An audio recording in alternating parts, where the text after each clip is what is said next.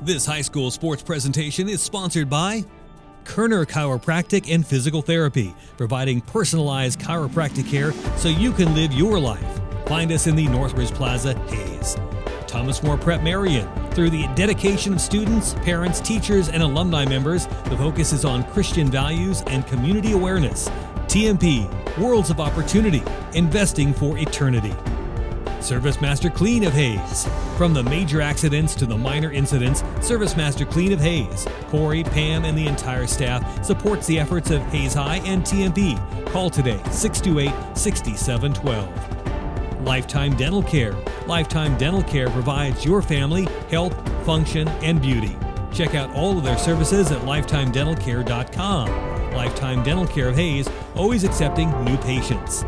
Verney's Hamburger House. Feed yourself or the whole team with great burgers, milkshakes, and the award-winning onion rings. Marianne, Bonnie, and the staff at Verney's Hamburger House is at 17th and Vine in Hayes. Bacon Ryan Appraising Services, the lead provider of real estate valuations for the mortgage lending marketplace. With many years of experience, they have a proven track record. Call Patty Bacon Ryan today. Home Steel Siding and Windows, making your home or business beautiful, energy efficient, and comfortable with quality products they stand behind. See them at their new location north of Hayes or online at homesteelsiding.com.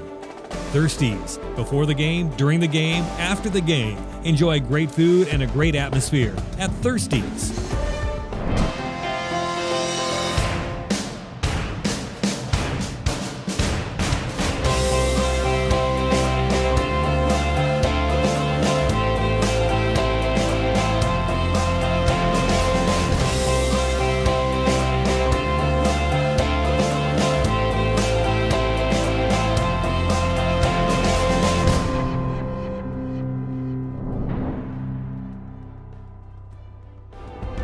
Paul Wurtenberger Construction, designing and building residential and commercial. Building dreams for over 30 years. Paul Wurtenberger Construction. M&D Incorporated does trenching for sewer, water, electric, and gas. They also dig basements and make building pads. M&D Excavating, building the backbone of our community. Insurance Planning Incorporated, insurance for the way you work and live. For business, home, and family. Value the price. Remember the service. Insurance planning, IPI Financial Services, and AgPro Crop Insurance. Offices at Hayes, Great Bend, and Russell. Home Oil and Supply, 24-hour card fueling, bulk delivery of gas and fuel. Proud to support TMP and Hayes High. Serving the Hayes area since 1963. Home Oil and Supply. Hayes Chevrolet. They have a huge selection of brand new Chevy cars, trucks and vans, SUVs, and a great selection of pre-owned vehicles. See them online at hayschevrolet.com. Master Cleaners. Do your laundry in only 4 minutes. 2 minutes to drop it off and 2 minutes to pick it up. Master Cleaners, 200 West 8th in Hayes. World of Wheels. At World of Wheels, they offer quality vehicles at affordable prices. Customers mean the world to them at World of Wheels, 426 East 8th in Hayes. Walmart. Save money, live better. Walmart of Hayes. APAC has proven itself to be unsurpassed in quality and safety for highway construction. In fact, APAC is recognized as having one of the very best safety records in the industry. APAC, giving you a smooth ride. Carpet One of Hayes, Vidstem Decorating Center, providing you the quality, service, selection, and value since 1945. Nobody does it better than Carpet One, Vidstem Decorating Center. Whiskey Creek Wood Fire Grill, where the fire's always burning. Whiskey Creek. Commercial Builders, on time, on target, on budget. Commercial Builders. Redeem Designs, screen print, embroidery, design, where you'll find better ideas, better designs, better people. Come experience the best at 2204 Vine in Hayes. Redeem Designs. James Motor Company, proud to serve our hometown athletes. They have an excellent selection of new and used Buick, Cadillac, and GMC vehicles. See the good guys for the best deal around. James Motor Company, 13th and Main in Hayes. And Eagle Communications, our community connected. It's our high school sports sponsors this year on Eagle TV.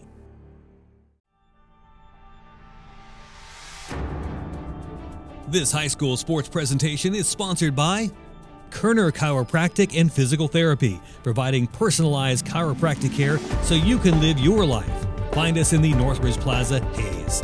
Thomas More Prep Marion. Through the dedication of students, parents, teachers, and alumni members, the focus is on Christian values and community awareness. TMP, Worlds of Opportunity, investing for eternity. Service Master Clean of Hayes. From the major accidents to the minor incidents, Service Master Clean of Hayes, Corey, Pam, and the entire staff supports the efforts of Hayes High and TMP. Call today, 628-6712. Lifetime Dental Care. Lifetime Dental Care provides your family health, function, and beauty. Check out all of their services at lifetimedentalcare.com. Lifetime Dental Care of Hayes, always accepting new patients.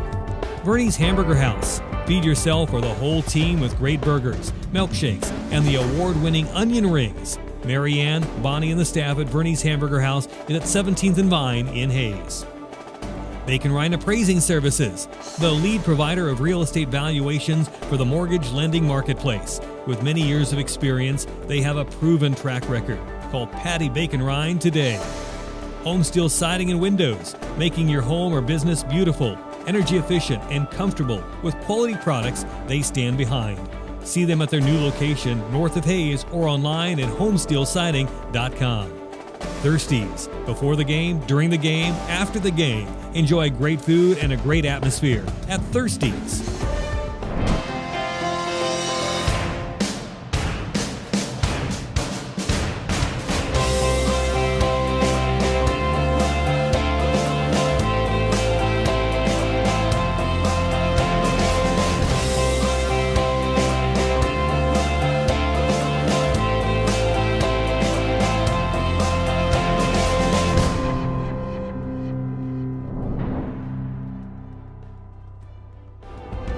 Paul Wurtenberger Construction, designing and building residential and commercial. Building dreams for over 30 years. Paul Wurtenberger Construction. M&D Incorporated does trenching for sewer, water, electric, and gas. They also dig basements and make building pads. M&D Excavating, building the backbone of our community. Insurance Planning Incorporated, insurance for the way you work and live. For business, home, and family. Value the price. Remember the service. Insurance planning, IPI Financial Services, and AgPro Crop Insurance. Offices at Hayes, Great Bend, and Russell. Home Oil and Supply, 24-hour card fueling, bulk delivery of gas and fuel. Proud to support TMP and Hayes High. Serving the Hayes area since 1963. Home Oil and Supply. Hayes Chevrolet. They have a huge selection of brand new Chevy cars, trucks and vans, SUVs, and a great selection of pre-owned vehicles. See them online at hayschevrolet.com. Master Cleaners. Do your laundry in only 4 minutes. 2 minutes to drop it off and 2 minutes to pick it up. Master Cleaners, 200 West 8th in Hayes. World of Wheels. At World of Wheels, they offer quality vehicles at affordable prices. Their customers mean the world to them at World of Wheels, 426 East 8th in Hayes. Walmart. Save money, live better. Walmart of Hayes. APAC has proven itself to be unsurpassed in quality and safety for highway construction. In fact, APAC is recognized as having one of the very best safety records in the industry. APAC, giving you a smooth ride. Carpet One of Hayes, Vidstem Decorating Center, providing you the quality, service, selection, and value since 1945. Nobody does it better than Carpet One, Vidstem Decorating Center. Whiskey Creek Wood Fire Grill, where the fire's always burning. Whiskey Creek. Commercial Builders, on time, on target, on budget. Commercial Builders. Redeem Designs, screen print, embroidery, design, where you'll find better ideas, better designs, better people. Come experience the best at 2204 Vine in Hayes. Redeem Designs.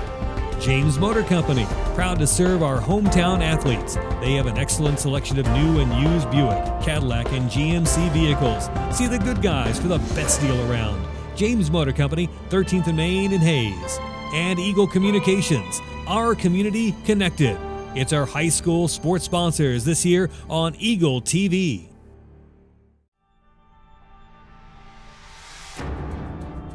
This high school sports presentation is sponsored by Kerner Chiropractic and Physical Therapy, providing personalized chiropractic care so you can live your life. Find us in the Northridge Plaza, Hayes. Thomas More Prep Marion. Through the dedication of students, parents, teachers, and alumni members, the focus is on Christian values and community awareness. TMP, Worlds of Opportunity, investing for eternity. Service Master Clean of Hayes. From the major accidents to the minor incidents, Service Master Clean of Hayes, Corey, Pam, and the entire staff supports the efforts of Hayes High and TMP. Call today, 628-6712. Lifetime Dental Care. Lifetime Dental Care provides your family health, function, and beauty. Check out all of their services at lifetimedentalcare.com. Lifetime Dental Care of Hayes, always accepting new patients. Vernie's Hamburger House. Feed yourself or the whole team with great burgers, milkshakes, and the award-winning onion rings. Marianne, Bonnie, and the staff at Vernie's Hamburger House is at 17th and Vine in Hayes. Bacon Ryan Appraising Services, the lead provider of real estate valuations for the mortgage lending marketplace. With many years of experience, they have a proven track record. Call Patty Bacon Ryan today. Home Steel Siding and Windows, making your home or business beautiful, energy efficient, and comfortable with quality products they stand behind. See them at their new location north of Hayes or online at homesteelsiding.com. Thirsties. Before the game, during the game, after the game. Enjoy great food and a great atmosphere at Thirsties.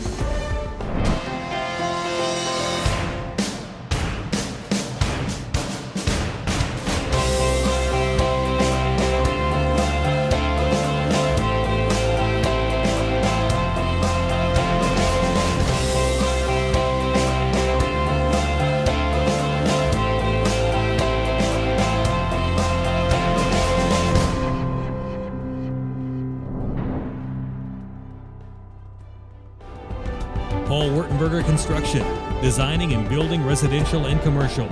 Building dreams for over 30 years. Paul Wurtenberger Construction. M&D Incorporated does trenching for sewer, water, electric, and gas. They also dig basements and make building pads.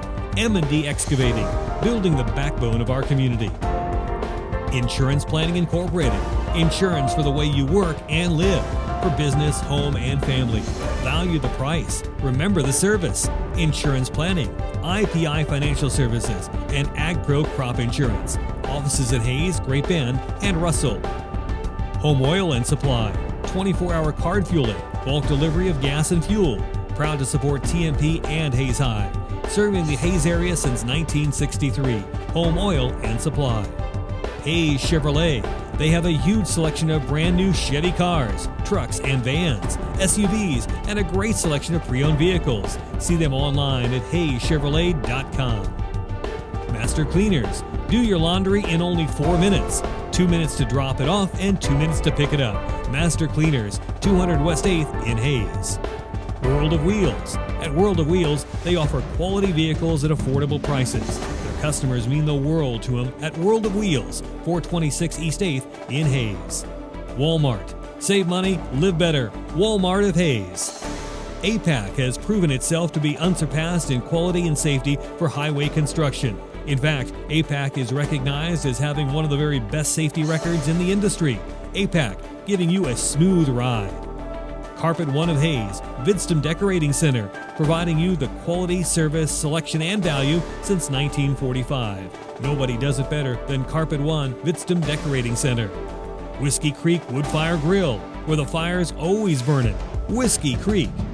Commercial Builders, on time, on target, on budget. Commercial Builders. Redeem Designs, screen print, embroidery, design, where you'll find better ideas, better designs, better people. Come experience the best at 2204 Vine in Hayes. Redeem Designs. James Motor Company, proud to serve our hometown athletes. They have an excellent selection of new and used Buick, Cadillac, and GMC vehicles. See the good guys for the best deal around. James Motor Company, 13th and Main in Hayes. And Eagle Communications, our community connected. It's our high school sports sponsors this year on Eagle TV.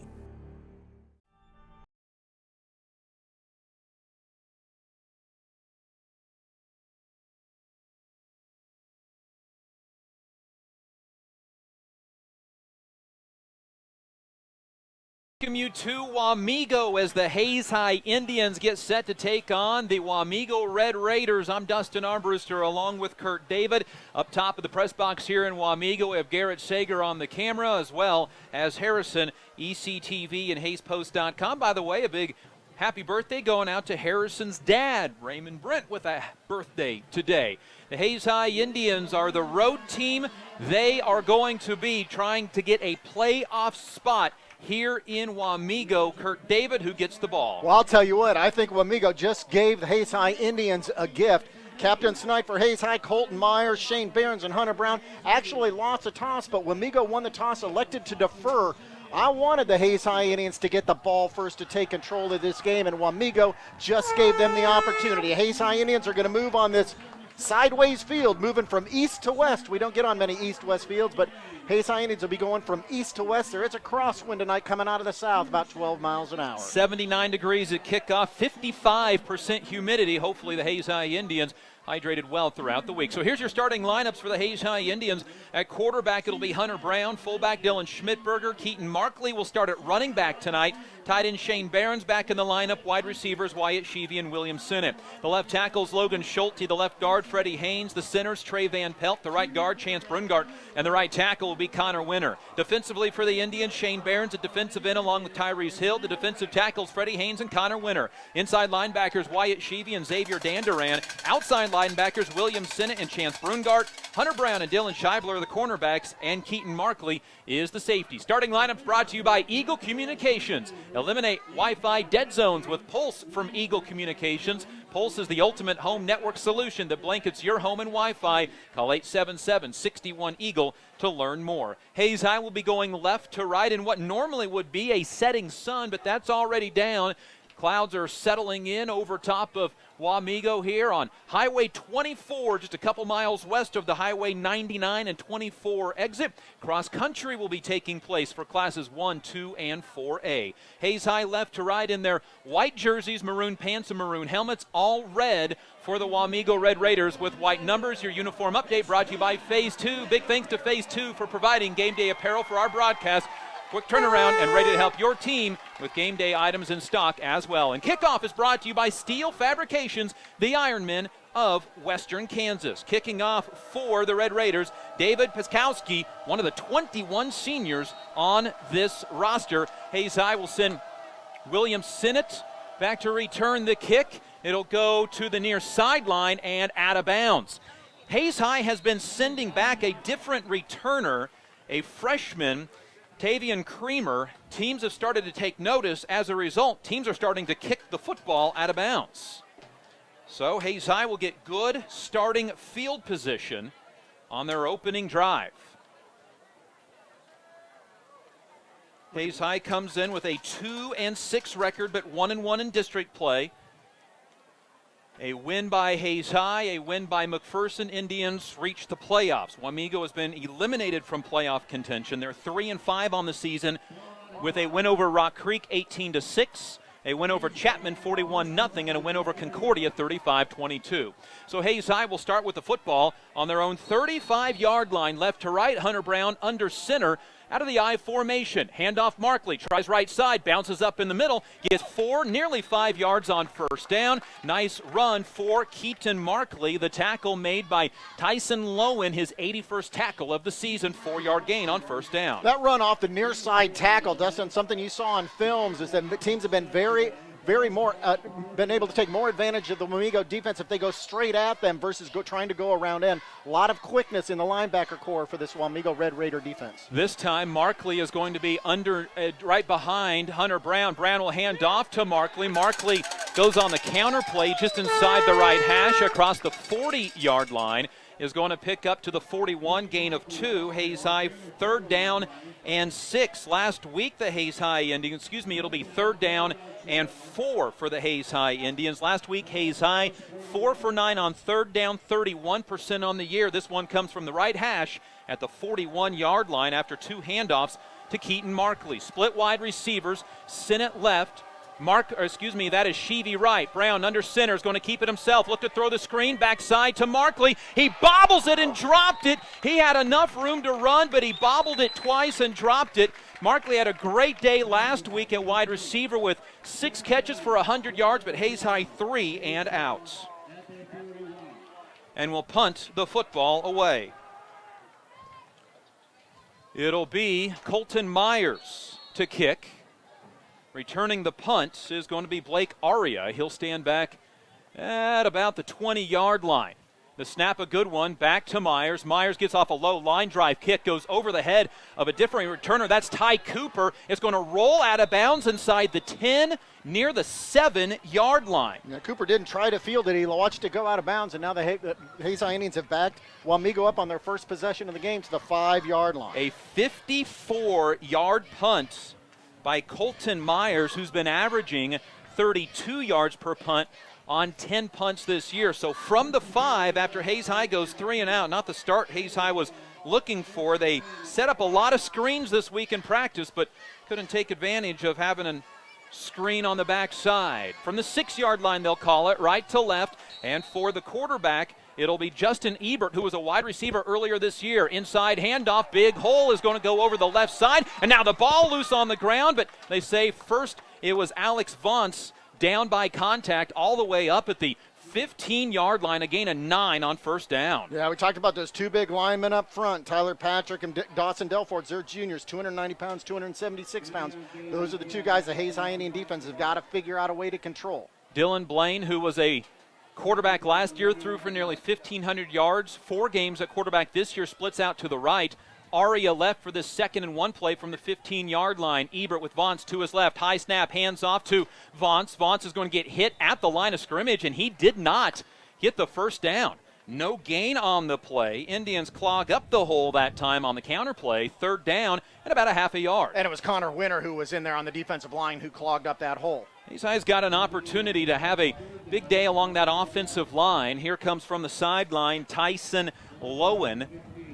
A wide receiver for this 3rd and 1 play, brings the play in. He'll be in this unusual set that has really 2 wide receivers that are behind the line of scrimmage to the right side. Handoff, Vance, right side, first down and more. Tries to bounce to the right, gets hit by Shane Behrens from behind at the 21-yard line. 3rd and 1. It's enough for a first down up to the 21-yard line to gain a 6.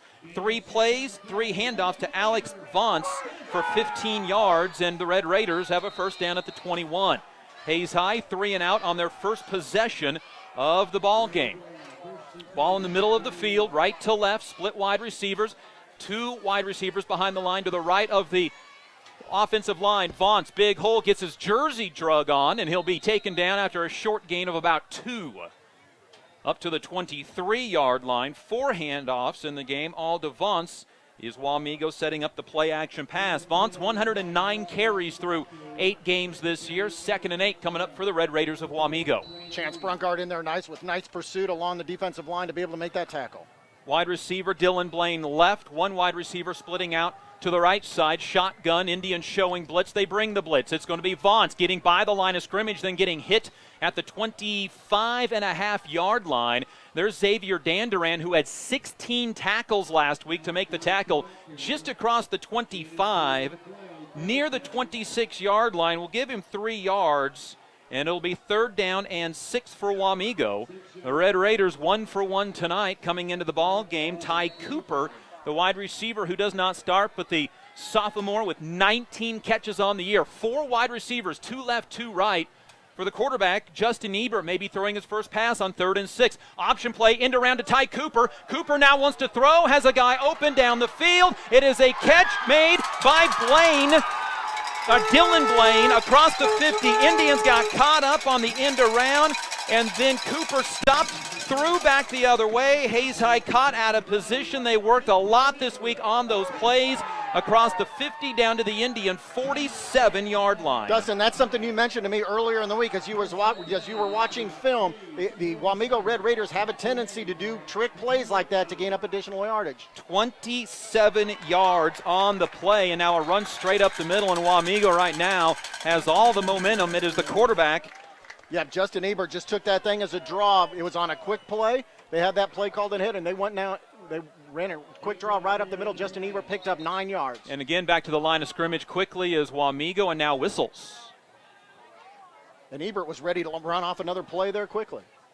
It was 9 yards on first down for Ebert, down to about the 38-yard line. And whatever it was stops play, but the ball's not moved.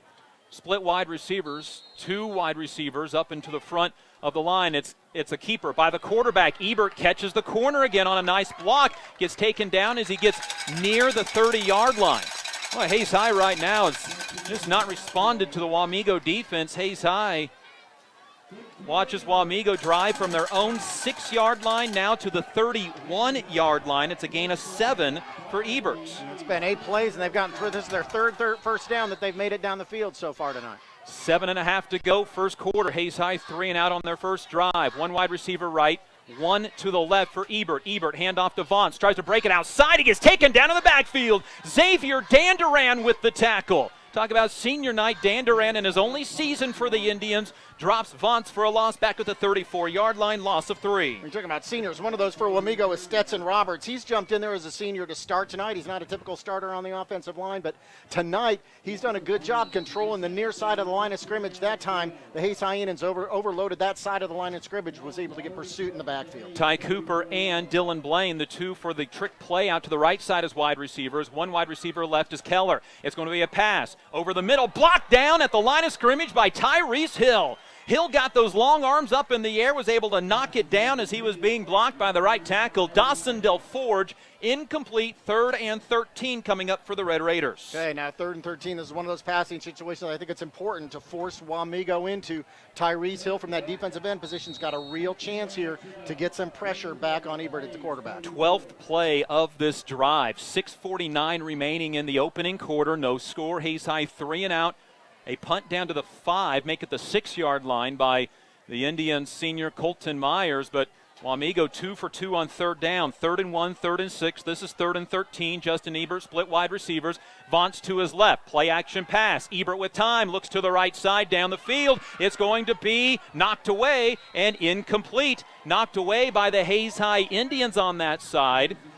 Believe that was Dylan Scheibler. It was. Scheibler had a big 4th down knocked down a week ago, and it's 4th and 13 for the Red Raiders, and you would imagine they're going to look to go for it here on this play. Well, I was watching, Ebert seems to be the punter for the Wamego Red Raiders. Was watching him in pregame, and his punts tend to be about 45 to 50 yards in practice, so you got to feel that that punt's probably going to go into the end zone. They got a chance here to pick up a first down. They're going to go for it, and that's exactly what they're going to do. 4th and 13. They stack 3 to the right. They have a couple of fakes out of this punt. It's going to be Ebert. Option play. Underhand to Cooper. Cooper comes back to the left side. Indians giving chase. He breaks 1 tackle, then gets hit out of bounds. Well short of the first down. Shane Barron, Xavier Danduran, and also over there to help make the tackle, William Sinnott. Indians have been caught a couple of times on that end around to Cooper. Cooper runs this one. He doesn't throw it. Ends up going out of bounds shy of the 25-yard line. Looks like they'll mark him down at the 27, so a 7-yard gain for Cooper, but they needed 13, a change of possession on downs. Well, so after 13 plays, 3 first downs, and holding the ball for 4 minutes, the Wamego Red Raiders give the ball up on a turnover and downs. The Hayes High Indians now have the ball on their 27-yard line. Hayes High 3 and out the first time they went on offense to start the game. Wamego won the toss and decided to defer. Shotgun formation. Colton Myers in at the running back spot. It's going to be Brown to keep it left side. Ankle tackled as he can't get back to the line of scrimmage. Loss of a yard on a play by the super talented Jace Ward linebacker. That's somebody that the Indian coaching staff really wanted to make sure they blocked, was the linebacker Jace Ward. Yep, DelForge was in there as well. He's one of those big defensive tackles. He was in there as well to get pursuit on Hunter Brown. Indian football is being brought to you tonight by Kerner Chiropractic and Physical Therapy, Coldwell Banker Executive Realty, Thomas More Prep Marion, and Carpet One of Hayes, Vitsum Decorating Center. Indians lose a yard back to the 26-yard line. Left to right for the Indians. Shotgun formation. End around to Markley. Dropped in the backfield. Again, Jace Ward with the tackle, and Hayes High is going to face 3rd and long. They go backwards running the ball on their first 2 plays of this second series. Back inside the 25, down at the 24-yard line. It's a loss on the play of 3 yards. And so Hayes High 3rd and 14. They did not convert on 3rd and 6 on a screen play. to start the game. Inside 5.5 minutes to go. Maybe some nerves for the Indians tonight, knowing they have to win in order to keep this thing alive. 3 wide receivers to the right, including Shane Behrens, who's now in the slot to the right side of the formation. Hunter Brown to keep on the draw, going nowhere. Boy, right now Wamego is just reading the Indian playbook. And it's no gain on the play. And 4th down, in fact, a loss of a yard on the play. Hayes High will lose 5 yards on that series and end up punting the football away, 3 plays and punts. Tell you what, it's almost as if they plan to run that play instead of risking an interception in this crosswind. Had a good punt last time from Colton Myers. Let's see if he can pull it off again. So from the 22, Myers, another low line drive kick. Cooper's going to pick it up at the 40-yard line. Dance left, dance right, pick up a block at the 45, get hit by Van Pelt at the 50-yard line. It's a return of 8 yards. It's a punt of 38 yards, and Wamego, great starting field position at midfield. They'll start on the 50-yard line. Indian football brought to you by Thirsties, Paul Wartenberger Construction, Service Master Clean of Hayes, and Master Cleaners. The officials are now having a conversation with a couple of the Wamego players, whatever it is. The ball is now set. Dylan Blaine, wide receiver left. Aria to the right. In that shotgun formation is the quarterback, Ebert. He's going to keep it himself. Go left side, get positive yardages. Coming up with the tackle is going to be the Hayes High Indians' William Sinnott. Also in on the tackle is going to be Freddie Haynes, but not before he picks up 5 yards to the Indian 45. Boy, and there's Stetson Roberts. We talked about him on the last possession. He's a big kid in there playing tonight. I'm telling you, the senior comes in at 280 pounds. Another one of the big guys up front for the Wamego Red Raiders, and he opened up that hole that time for the 5-yard gain. Vance a yard behind and a yard to the left of the quarterback. It's a keeper by Ebert, who gets taken down on a sack in the backfield by Xavier Danduran, who came blitzing through. Danduran with his 2nd sack of the season. Tell you what, Danduran got back in the backfield, sprinted back there, and really had to make a dive at the ankles, but able to wrap up the quarterback and bring him down. Ebert loses 6 on the play, 3rd down and 11. Wamego went 13 plays on their opening possession, lost the ball on downs. That was on 3rd and 13 and 4th and 13. This is 3rd and 11. 3 wide receivers right, 1 to the left. That's Aria. Ebert, shotgun, wants to go over the middle. It's caught in motion, and it's a 1st down inside of the 40-yard line. The catch made by Dylan Blaine on 3rd and 11 goes right side on the slant all the way down to the 35-yard line, where it's a 16-yard gain. Tell you what, the Hayes High Indian coaching staff is going to need to make adjustments on that fairly quickly. 3 wide receivers out to the far side and only 1 defender up near to really guard the first 5 or 6 yards against those receivers. That's exactly where Ebert put the ball 6 yards down the field, and then the receiver picked up the rest. From the 35 with 3 minutes to go, Wamego driving again in Hayes High territory. Handoff Vance, bounces quick on a cutback. He'll get a couple of yards, and then there's Xavier Danduran again to make the tackle. One of the top 10 tacklers in the Western Athletic Conference. Will gain 3 yards for Vance, who has 7 carries, 20 yards. Justin Ebert, 4 carries, 15 yards. Ty Cooper, 1 carry for 7 yards. But passing the ball, Ebert's throwing 1 for 3 for 16 yards. And the wide receiver, Ty Cooper, 1 for 1 for 27 yards. For Ty Cooper earlier in the game, that was his 3rd pass attempt of the game, but first completion. Aria wide receiver right. Vance in the backfield with Justin Ebert for 2nd and 7. Now 2 wide receivers split off to the left side, Cooper and Blaine. It's going to be a keeper by the quarterback, Ebert. Skips up through the hole, gets a nice gain on 2nd down, gets near the 25-yard line where the 1st down marker is. He's a yard short of it. He'll go down at the 26. That'll be a gain of about 5 yards on the run. Well, right now the Wamego Red Raiders are really controlling the line of scrimmage and automatically giving their running game about 2 or 3 yards on any carry. Mark down at the 27, 3rd and 2. 3 wide receivers right, 1 to the left. Vance in the backfield with Ebert on this 3rd and 2 play from the 27.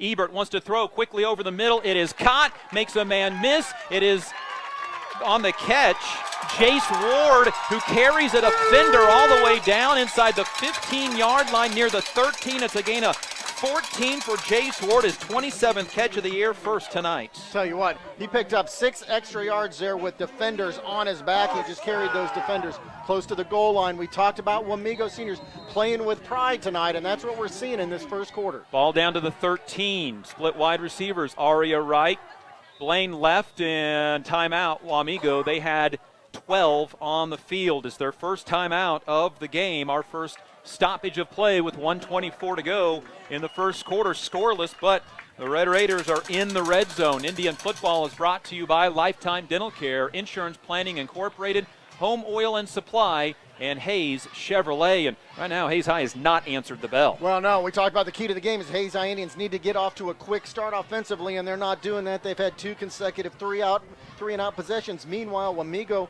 holds the ball for 13 plays and 4 minutes on their first drive. They eventually turn it over on downs, and now we're about to have the 8th play already of this drive for the Wamego Red Raiders. Their second drive of the game. They're now down to the 13-yard line with a 1st and 10. Hayes High, just 6 plays on 2 possessions. Their second possession, lost yards. See if we can get a Kalon scoreboard update for you. Dodge City down 6-0 in the first quarter against Washburn Rural. It is McPherson up on Abilene 7-0. And that's your Hayes Kalon scoreboard update. Hayes Kalon, make your grass the greener side of the fence. 1st and 10 from the 13-yard line for the Red Raiders. Split wide receivers for Justin Ebert, the quarterback. Puts a man in motion. It's a sweep around the left side for Cooper. That is going to be down. That is Jace Ward on the carry. And Jace Ward takes it down inside the 5 for a first down at the 3-yard line, an 11-yard run. Tell you what, some of these films the Hayes High Indians have seen, they've seen it on film. They're just not able to defend against it in the game. All the way down to the 3. First and goal There's for the 3, and a flag on the play as the snap was happening. Hayes High lined up offsides, giving a free 1.5 yards. First goal, or first penalty, I should say, of the game. It's a 1.5 yard penalty from the 3. And so Hayes High backed up against their own end zone with 1:15 to go in the first quarter. Indians are not looking like they did a week ago. Here's a handoff. Fonts dances left, tries to get into the end zone. He does, and the Hayes High Indians down by a touchdown with 1:06 to go in the first quarter. Hayes High has been on their heels for this entire first quarter. Yeah, Freddie Haynes came in to play the far side defensive tackle, but the Red Raiders ran away from him, came to the near side of the field, picked up that 2 or 3 yard touchdown. Alex Vaught's 2-yard carry, 22 yards in the first quarter already. And for Vaught's, it is touchdown number 4 rushing of the year. Lining up for 2 is going to be the Red Raiders. It's a pitch to the right side. The Hayes High Indians are able to snuff it out, and it remains 6-0 as the 2-point conversion is no good. One of the few plays that Wamego's lost yardage on in this game is a 2-point conversion. Now leaves it just 6-0 for Wamego with 1:06 left in the first quarter. That was another impressive drive, that one from the 50-yard line. Hayes High did a good job of flipping the field position, but Wamego did it right back to him. Hayes High has been on defense for nearly this entire first quarter. They certainly have. They've only held the ball for 6 plays and haven't done much with it in those 6 plays. So Hayes High will get the football down 6-0 after that drive by the Wamego Red Raiders. 50-yard drive consumed just over 3 minutes. 9 plays. So 13 plays on their first drive, 9 plays on that drive. Hayes High Indian football is brought to you by M&D Incorporated, Walmart, Bernie's Hamburger House, and Commercial Builders. Well, will Hayes High, after getting punched in the mouth, be able to respond? That's exactly what it is. They're getting punched in the mouth on the defensive line of scrimmage. Wamego's controlling it both offensively and defensively, controlling that line. Tavian Creamer to the right, William Sinnott in the middle at the 5, and then Dylan Scheibler at the 10 to the left. The wind pushing the ball right to left in this game on this east-west field. The kickoff from that right to left is a high, short kick.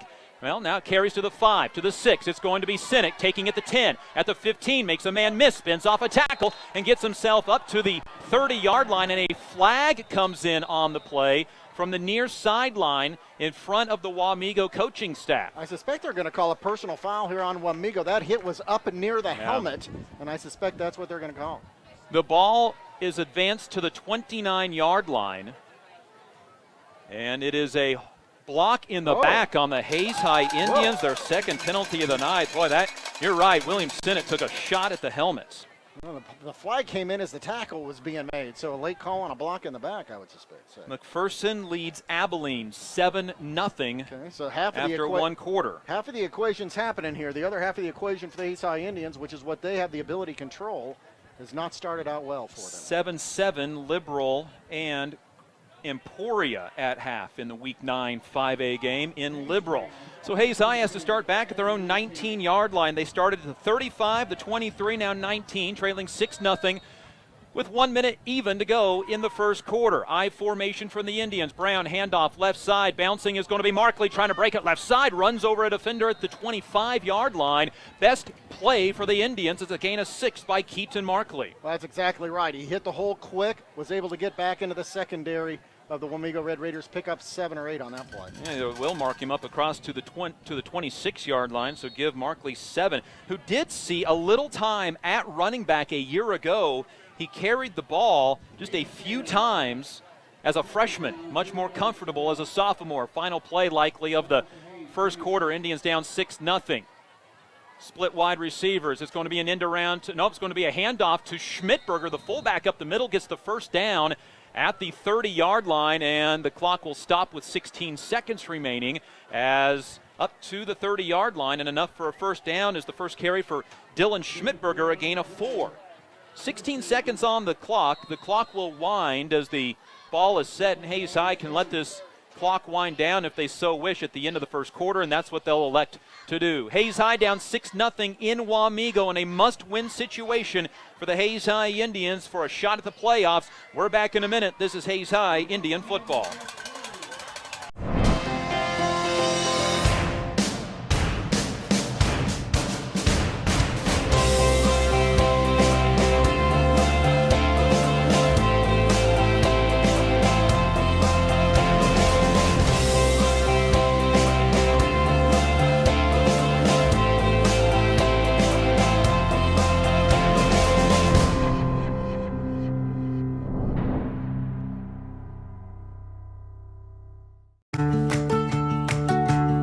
We get it. You work hard and play hard. Internet should be the last thing slowing you down. Eagle Communications gives you the speed you need so you can play hard and save cash. For a limited time, get 30 meg for $30 or 50 meg for $50 so you can work, play, and save. Call us at 877-61-EAGLE today.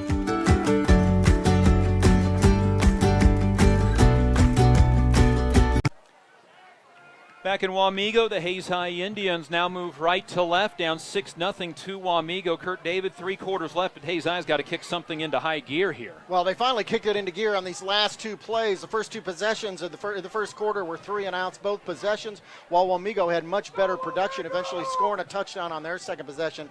But it's the last 2 plays, a 6-yard pickup run and then a first down. So Hayes High Indians start this second quarter first and 10 on their own 40-yard line. It's from the 30, handoff left side. Colton Myers loss of 2. Wamego is deep in the backfield. That time it is a tackle made by Santos Gonzalez, and it was like he read the play. He was almost there for the handoff. It's a loss of a yard, the officials say, back to the 29-yard line. Gonzalez, a junior, 151 pounds. There's big size up front. Gonzalez isn't in that 200-pound category, but certainly quick getting to the ball. Both of these teams play defense well. Their offenses have struggled through the year. Mason Ibarra, a split wide receiver left. Shane Behrens is a tight end to the right. In this offset I formation, it's going to be Brown to look to the right. Throw to Behrens. It's high. Makes a one-handed catch, then jarred loose. Incomplete. Even if he makes the catch, it's a gain of 2, maybe 3. Hunter Brown 0 for 2 through the air. Now 2nd and 11. Hayes High is 0 for 2 on third downs tonight. And they just cannot get their offense started. Tell you what, Hunter Brown was scrambling out to the right, but staying in the pocket. He had plenty of protection there. So there is good protection, at least on that particular play, for Hunter Brown to calm down, set his feet, and make a pass. William Sinnott will split out to the left with Keaton Markley. 3 wide receivers go out to the right. Sheevy along with Behrens. Brown in that shotgun formation. Myers to his right. Screen that way. No, it's a double screen, and Brown's going to keep up the middle on third down. Gets stuck. Hayes High is going to get maybe 4 yards on that carry.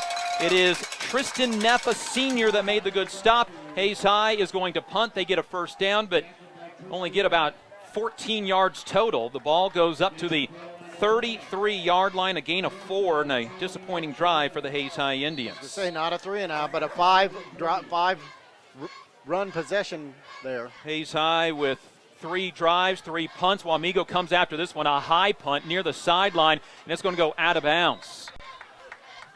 A shorter punt from the Indian senior will be knocked out at the, it'll be called out at the 36-yard line. It is a 31-yard punt.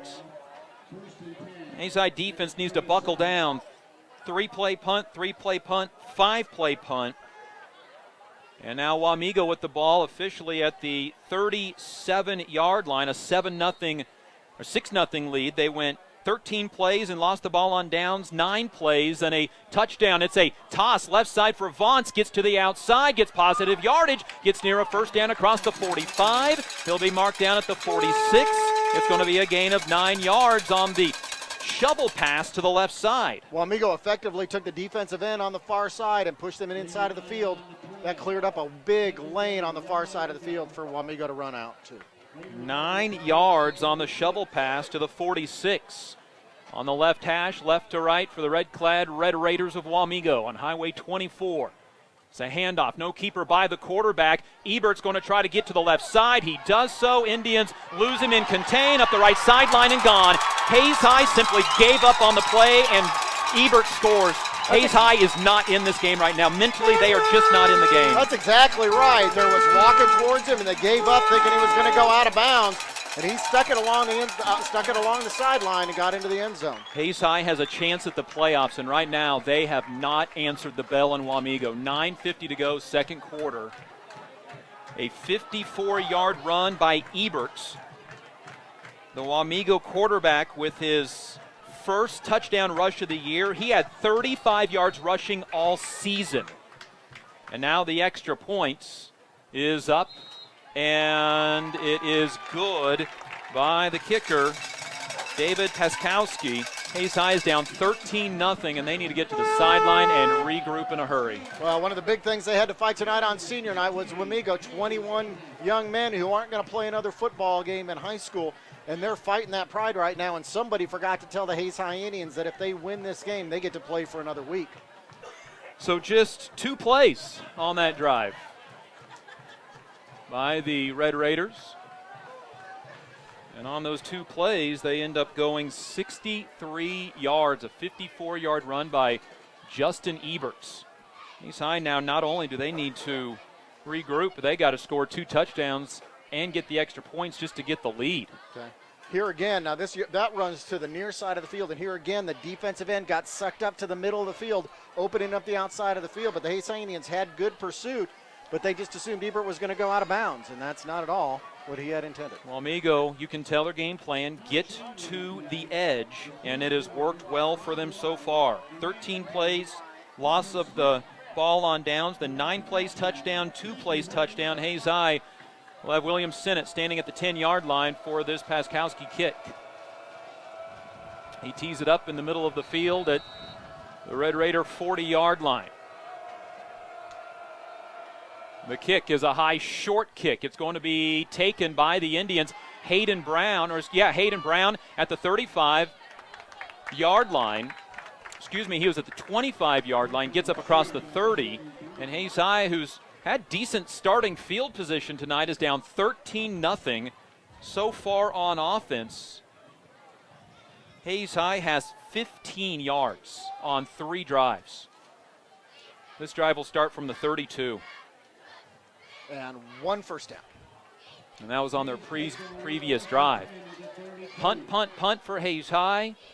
For the Red Raiders of Wamego, it was loss of ball, touchdown, I formation for Brown under center. Sheevy wide receiver left. It's going to be a handoff to Myers. Tries to bounce it right side, up the middle. First down on a gain of 10. Make it 11 yards. There's the best play of the Hayes High Indian offense so far tonight. And six of those yards came after the initial contact. So Colton Myers, we've seen it all season long, done a good job of picking up 1, 2, 3 extra yards after that initial hit. He picks up 6 yards on that play. 9:37 to go, first half. Hayes High down 13-0. Wamego gets the ball to start the second half as well.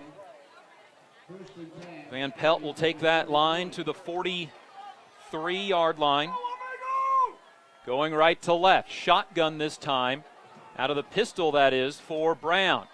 Running back to his right and left. High snap. He's going to hand it off to Colton Myers. Bounces left side. Gets a crease. He's going to get into Wamego territory. 45, 40, and gets taken down on a leg tackle by Ty Cooper at the 36-yard line. That'll be a gain of 23 yards. Check that. Make that a run of 21 yards. And again, not terrific blocking by the Hayes High offensive line. Colton Myers really did that himself by cutting across the field.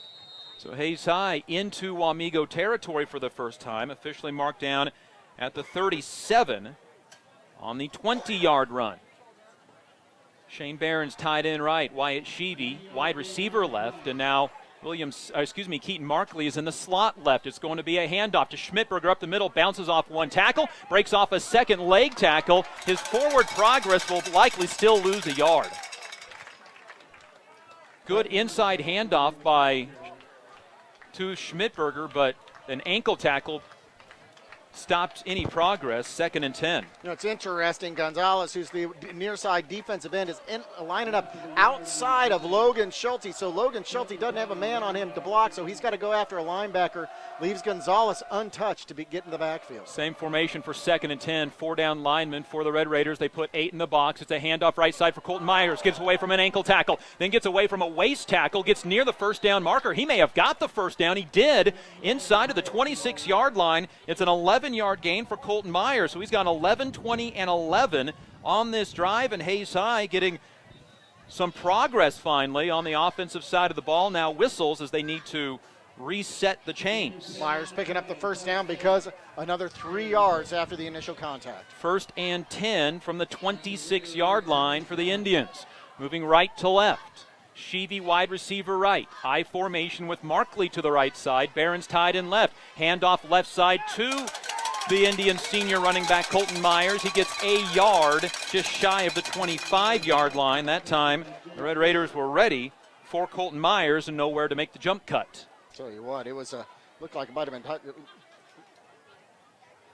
thought it was Tyler Patrick in there, who's one of those big defensive linemen, a 276-pound junior, made that tackle. 7:26 to go, second quarter. Hayes High is down 13-0 in this must-win game for a playoff spot.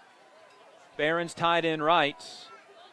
William Sinnott, wide receiver left. Markley to the right side behind Barron's for this play. Brown to look over the middle to Shane Barron's, makes the catch, and he drags a defender down inside the 15-yard line. Barron's a tough catch. Will get a first down for the Indians on the little tight end pop pass over the middle. He'll go down at the 13-yard line, gain of 13 on the pass. Brown had good protection, and he got that ball out to Shane Barron's, but you're right, it was a tough catch. Barron's actually had to turn his body back towards Brown and jump up and catch the ball, bring it down with him. Then he picks up another 3 or 4 yards. 9th catch for Barron's. And the Indians into the red zone where they've been pretty good this year. I formation, Brown under center again. Turn handoff to Colton Myers, tries to cut back left, nowhere to go. Hayes High trying to at least get to that tackle spot and then cut either in or out, and that time nowhere to go. Myers, does he get back to the line of scrimmage? Will check the line. He does. Nothing on the play. 2nd and 10 from right in between the 13 and 14-yard line. You know, the Wamego defensive line or their linebackers are very good at pursuing the ball. We really haven't seen any kind of misdirection or any kind of counterplay off the Hayes High Indians. Be interesting to see how that would work against this defense. 6:20 to go, first half. Indians down 13-0. Wamego gets the ball to start the second half. Markley, wide receiver right. Ibarra, wide receiver left for this I formation play on 2nd and 10. Brown under center, play action pass. Looking back over the left on the screen, makes the catch, is going to be Myers running through the tackle and then eventually taken down inside the 10. Boy, Colton Myers honestly made about 5 yards out of a play that should have gone for negative It's a gain of 5 on the screen to Colton Myers, setting up 3rd down for the Indians, 3rd and 5 from the 9. It's like Chance Brungard's jumped in there on the offensive line, had some nice pass protection there for Hunter Brown. 3rd and 5 from the 9-yard line. Indians send Sheevy as a lone wide receiver to the right, Ibarra and Markley to the left. Shotgun for the Indians on this play. It's a pass play by the Indians. Hunter Brown to Shane Behrens, dives for the end zone. He's held up short, but it's enough for a 1st down. Yep, he got what he needed. He picked up the 1st down. I was surprised Shane Behrens wasn't able to muscle his way into that, but he did get down to where a 1st and goal on the 1. Picks up 6 when they needed 5, and Hayes High has 1st and goal from the 3-yard line. Behrens, 2 catches for 19 yards on this drive. Indians trying to score, down 13-0. 1st and goal from the 3. Brown will come under center. Schmidberger, the fullback, right behind him. It's going to be Brown trying to keep it to the right side, cuts it back up, leans for the end zone. He's down at the 1. Gain of 2 on 1st and goal from the 3. And inside 5 minutes to go in the first half. Hayes High punted on their first 3 possessions. Wamego lost the ball after 13 plays on downs and then scored on their next 2. Indians offensive line needs to get big on 2nd and goal from the 1-yard line. Brown will send 3 wide receivers to the wide side of the field on the right. It's going to be a toss right side for Colton Myers. Myers dives for the end zone. He's in. Touchdown, Hayes High Indians. Indians go trips to the wide side, and it's Colton Myers following that right into the end zone. Colton Myers' 3rd touchdown rush of the season. Indians get on the board with 4:26 to go for first half. 13-6, pending the extra point. Tell you what, talk about those 3 wideouts to the far side of the field. They did a great job of blocking some secondary guys for the Wamego who aren't used to playing up near the line of scrimmage. Lane Clark on to attempt the extra point. The snap is down. The kick is up. Logan Clark nails the extra point. It is 13-7, and the Hayes High Indians are back within a possession with 4:26 to go in the first half. Hey, Dustin, you talk about nailing that point after touchdown. That PAT was dead down the middle, and he smacked that thing. That thing went 30, 35 yards. Important to note that if a field goal becomes an opportunity here late in the game. Hayes High drives from their own 32-yard line. They go 68 yards on their first scoring drive of the night. A 1-yard Colton Myers touchdown.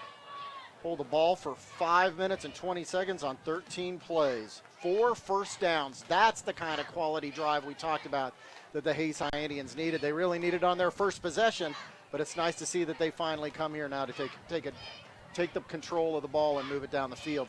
Now it's the defense's chance to shut down Wamego and control the long line of scrimmage. Indian football brought to you by Bacon Ryan Appraising Services, World of Wheels, Whiskey Creek, and Homesteel Siding and Windows. And remember, Wamego gets the ball to start the second half. Their opening drive went 4 minutes, then 3 minutes, and then they went 2 plays. So Wamego, they're thinking hold the ball, score, and get the ball back in the second half.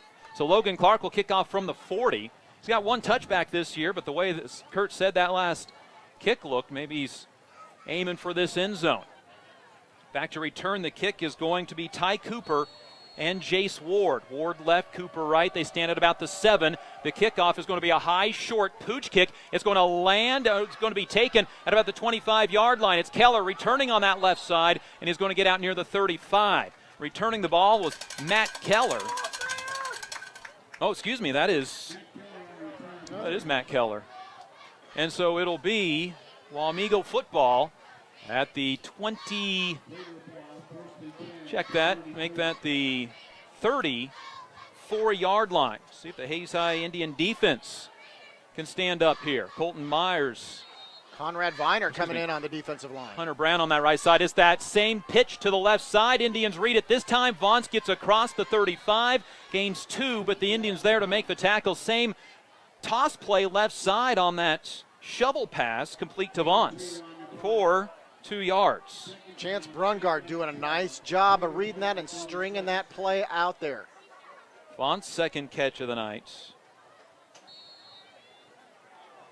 And 2nd down and 8 from the 36-yard line. Wamego with the 13 7 lead. Under center is Ebert. Screenplay left side. It's a double pass. Wide open is going to be Ward. Ward makes a diving catch in Hayes High territory. Hayes High's biting on the trick plays right now. That's the second different wide receiver to throw a pass. Ball down to the 40-yard line. It's a catch of 24 yards for Jace Ward on the pass by the starting quarterback from the beginning of the year, Dylan Blaine.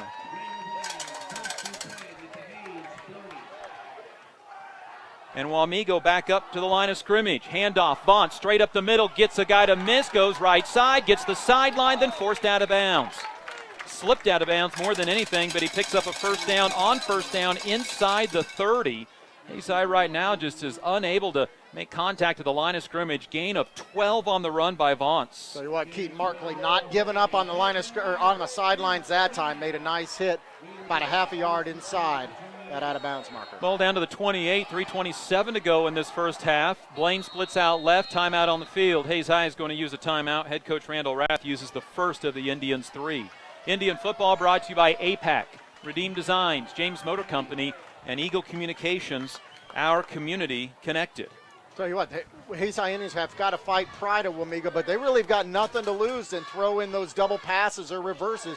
They're going to have to look for those plays all night long and maintain their positions and not bite and get caught off guard. Great Bend getting a fight out of 1-7 Topeka West after one quarter. Great Bend 17, Topeka West 14 on a game in Great Bend. Great Bend runner-up in the Western Athletic Conference after losing to Garden City a week ago. They got the number 2 overall seed in Class 5A on the west half of the bracket. Topeka West record coming in tonight was 1-7. 1-7. Garden City leads 14-0 over Wichita East after one quarter. Dodge City is in Topeka.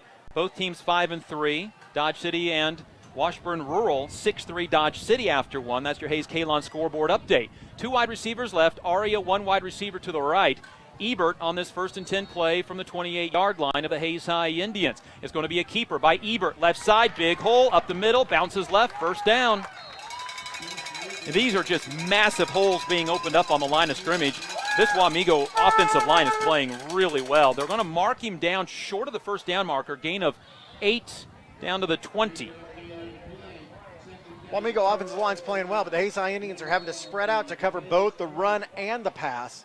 It's making it pretty easy for that offensive line to create an immediate hole up front. 82 yards for Justin Ebert, who had 35 on 47 carries. 2 wide receivers left. Ebert wants to keep. Now he's going to drop back, look to throw, just throws it away. Is this intentional grounding? There was really no receiver in the area. Aria was 20 yards down the field. Colin Kreitzer, by the way, is in on defense. Randall Rath arguing for a penalty here because that ball also didn't get to the line of scrimmage. No penalty, 3rd and 2. Red Raiders are 4 for 5 on 3rd down tonight. And bringing the play in is Reed Jones, a 6'1 senior for the Red Raiders. So Ebert just threw it away, kept this drive alive. He would have been sacked for a 10-yard loss. Split wide receivers. It's going to be a handoff up the middle, and close to the first down is a brand new running back in the game, Tristan Neff, a senior. He is going to be short according to the far side official. 4th down and 1 for the Red Raiders, who are 0 for 1 on 4th down tonight. I want to talk about your big plays with 2:25 to go in this first half. Hayes High down 13-7. Wamego has scored on their last 2 drives. 4th down and a yard from the 19-yard line. Neff is going to be the lead blocker, and it's going to be the quarterback breaking a tackle in the backfield, still on his feet all the way down at the 10. They'll mark him at the 11, picked up 8 on the run. The quarterback, Ebert, got hit originally behind the line of scrimmage and just kept his feet moving, and now his helmet comes off, and he'll be exiting the game.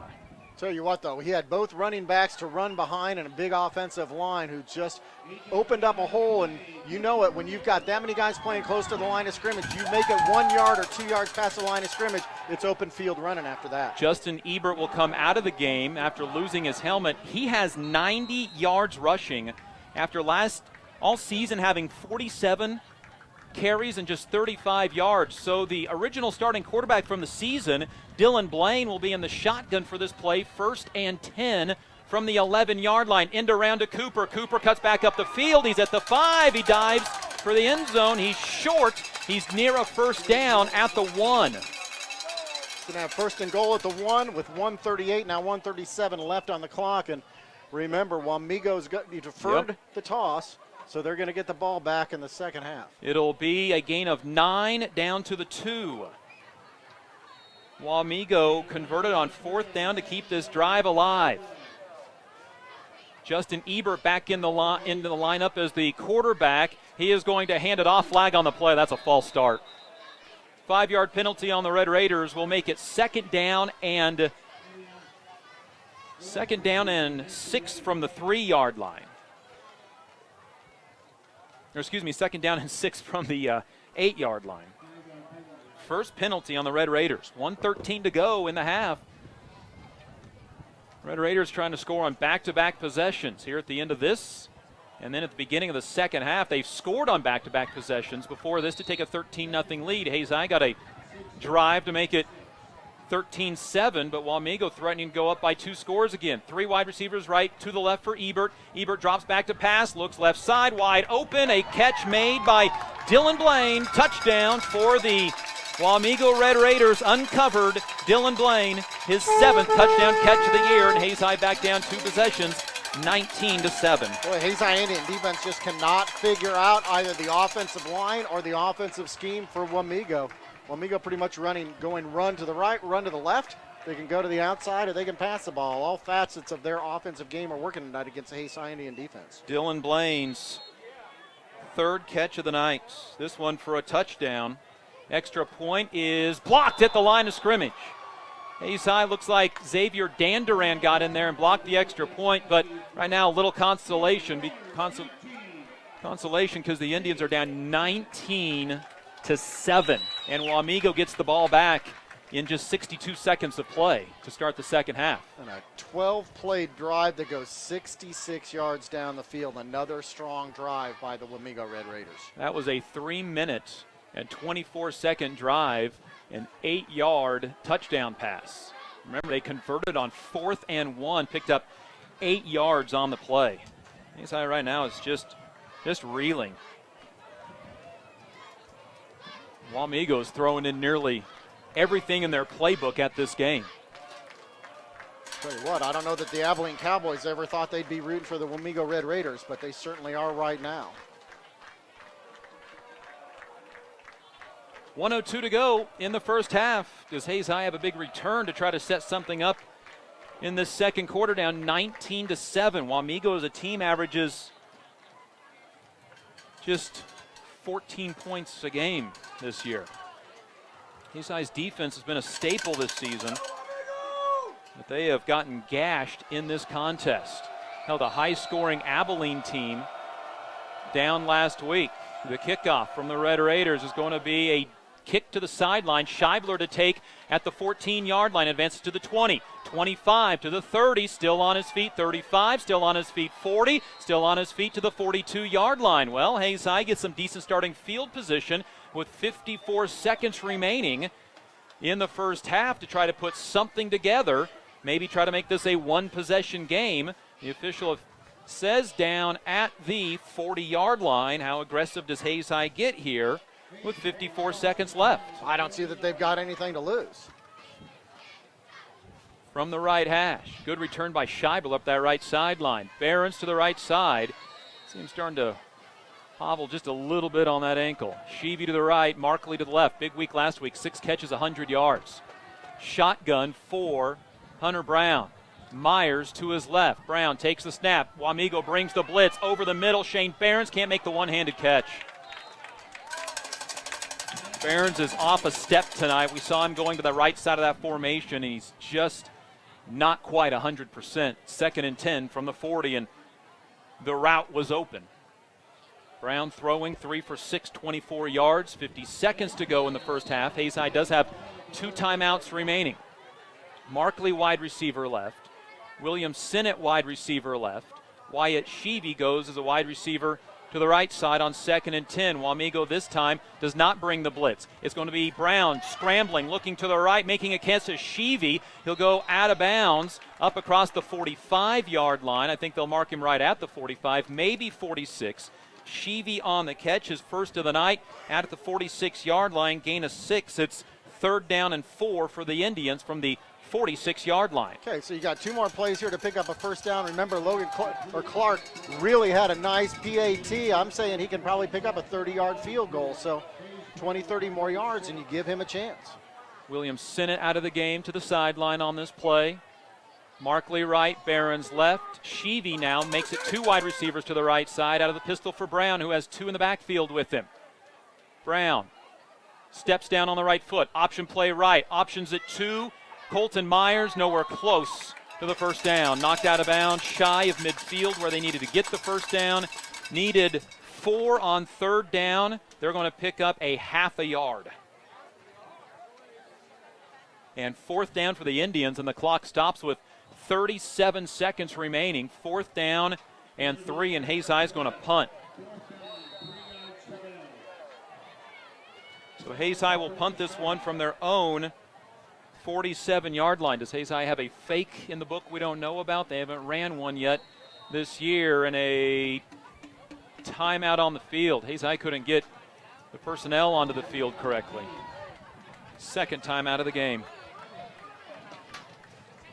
Okay, Dustin, there's a lot of things the coaching staff's going to need to correct here, but most of it is on defense, where the Hayes High Indian coaching staff's got to figure out a way to deal with a big offensive line of Wamego. Hayes High Indians are getting pushed back 2-3 yards consistently on every play. Wamego's taking advantage of that. Hayes High had a golden chance here in Wamego, a game that the Indians certainly felt like they had a chance to win, and you don't overlook any opponent, but Hayes High certainly felt like they matched up well in tonight's game. Check out some scores. Great Bend now leads Topeka West 28-7 in your Hayes Kalon scoreboard updates. It's the only score from around the state that we have of interest for you right now. And so Colton Myers will punt the football away from the 47. Indians 5 drives, 4 punts. It's 4th and 3. The snap back to Myers, and the punt nearly blocked. Good punt for Myers. Angling inside the 5, comes to a stop at the 1-yard line. Maybe even the half. Wow, what a punt by Colton Myers. He had a 57-yard punt early in a 54-yard punt early in the game. That punt is 52 yards and downed at the 1, and as Kurt said, maybe even inside the 1-yard line. But again, Hayes High right now in a bad spot, and 29 seconds to go before the half. Let's see if Hayes High with that ball all the way down at near the 1-yard line, do they come at the Red Raiders and try to force a mistake in the end zone? So even if the Red Raiders wanted to kneel on the ball, they couldn't do it. There's not enough room back there. And that ball is all the way back inside the 1-yard line. Hayes High's got to watch out for some trick plays too. Ebert comes under center. He's just going to keep it straight up the middle. Hayes High pulls at the football, but Ebert all the way out at the 5. And Wamego doesn't have to run another play in this first half if they do not wish. And Kurt David, this first half belongs to the Wamego Red Raiders. Well, key to the game for the Hayes High Indians was get off to a quick start and put doubt in the 21 seniors' mind for Wamego. And they have absolutely not done that. They're down 19-7. They haven't effectively moved the ball all night long except for one drive, and they certainly haven't done much to stop the Wamego Red Raider offense. Lee Weber, head coach of the Red Raiders, wants to take the game to the locker room. Hayes High looks to regroup. They need a win to get to the playoffs. They're down 19-7 at the half. From Wamego, this is Hayes High Indian football.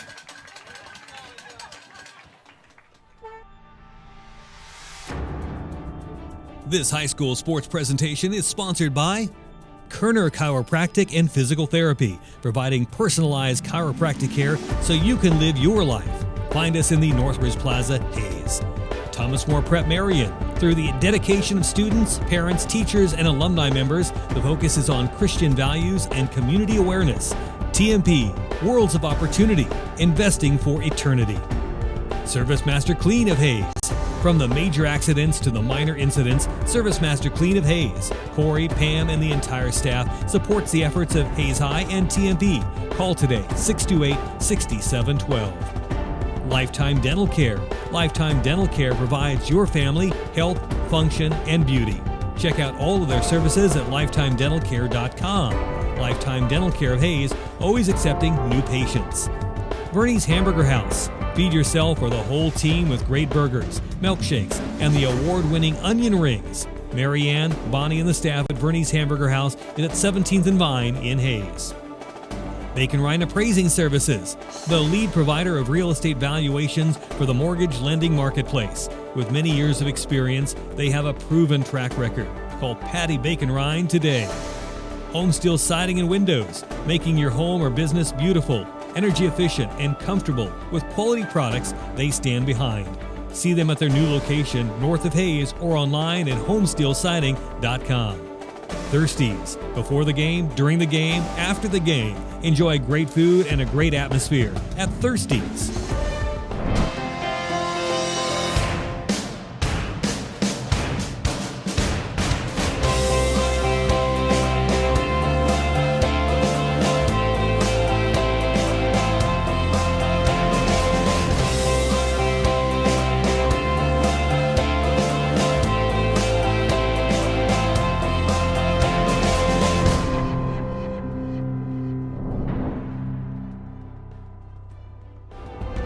Paul Wurtenberger Construction, designing and building residential and commercial. Building dreams for over 30 years. Paul Wurtenberger Construction. M&D Incorporated does trenching for sewer, water, electric, and gas. They also dig basements and make building pads. M&D Excavating, building the backbone of our community. Insurance Planning Incorporated, insurance for the way you work and live. For business, home, and family. Value the price. Remember the service. Insurance planning, IPI Financial Services, and AgPro Crop Insurance. Offices at Hayes, Great Bend, and Russell. Home Oil and Supply, 24-hour card fueling, bulk delivery of gas and fuel. Proud to support TMP and Hayes High. Serving the Hayes area since 1963. Home Oil and Supply. Hayes Chevrolet. They have a huge selection of brand new Chevy cars, trucks and vans, SUVs, and a great selection of pre-owned vehicles. See them online at hayschevrolet.com. Master Cleaners. Do your laundry in only 4 minutes. 2 minutes to drop it off and 2 minutes to pick it up. Master Cleaners, 200 West 8th in Hayes. World of Wheels. At World of Wheels, they offer quality vehicles at affordable prices.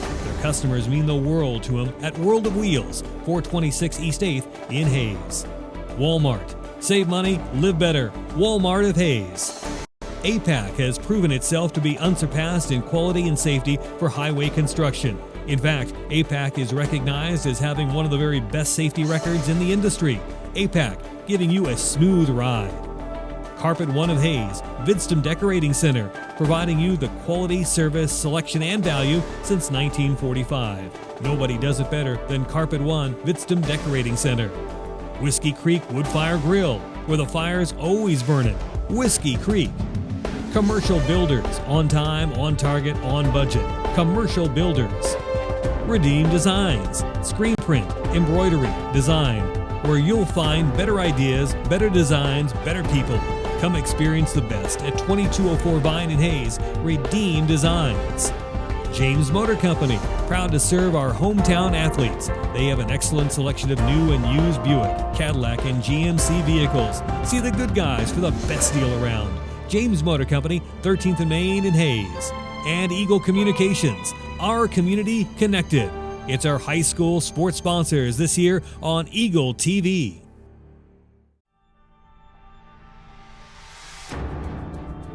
This high school sports presentation is sponsored by Kerner Chiropractic and Physical Therapy, providing personalized chiropractic care so you can live your life. Find us in the Northbridge Plaza, Hayes. Thomas More Prep Marion. Through the dedication of students, parents, teachers, and alumni members, the focus is on Christian values and community awareness. TMP, Worlds of Opportunity, investing for eternity. Service Master Clean of Hayes. From the major accidents to the minor incidents, Service Master Clean of Hayes. Corey, Pam, and the entire staff supports the efforts of Hayes High and TMP. Call today, 628-6712. Lifetime Dental Care. Lifetime Dental Care provides your family health, function, and beauty. Check out all of their services at lifetimedentalcare.com. Lifetime Dental Care of Hayes, always accepting new patients. Bernie's Hamburger House. Feed yourself or the whole team with great burgers, milkshakes, and the award-winning onion rings. Mary Ann, Bonnie, and the staff at Bernie's Hamburger House is at 17th and Vine in Hayes.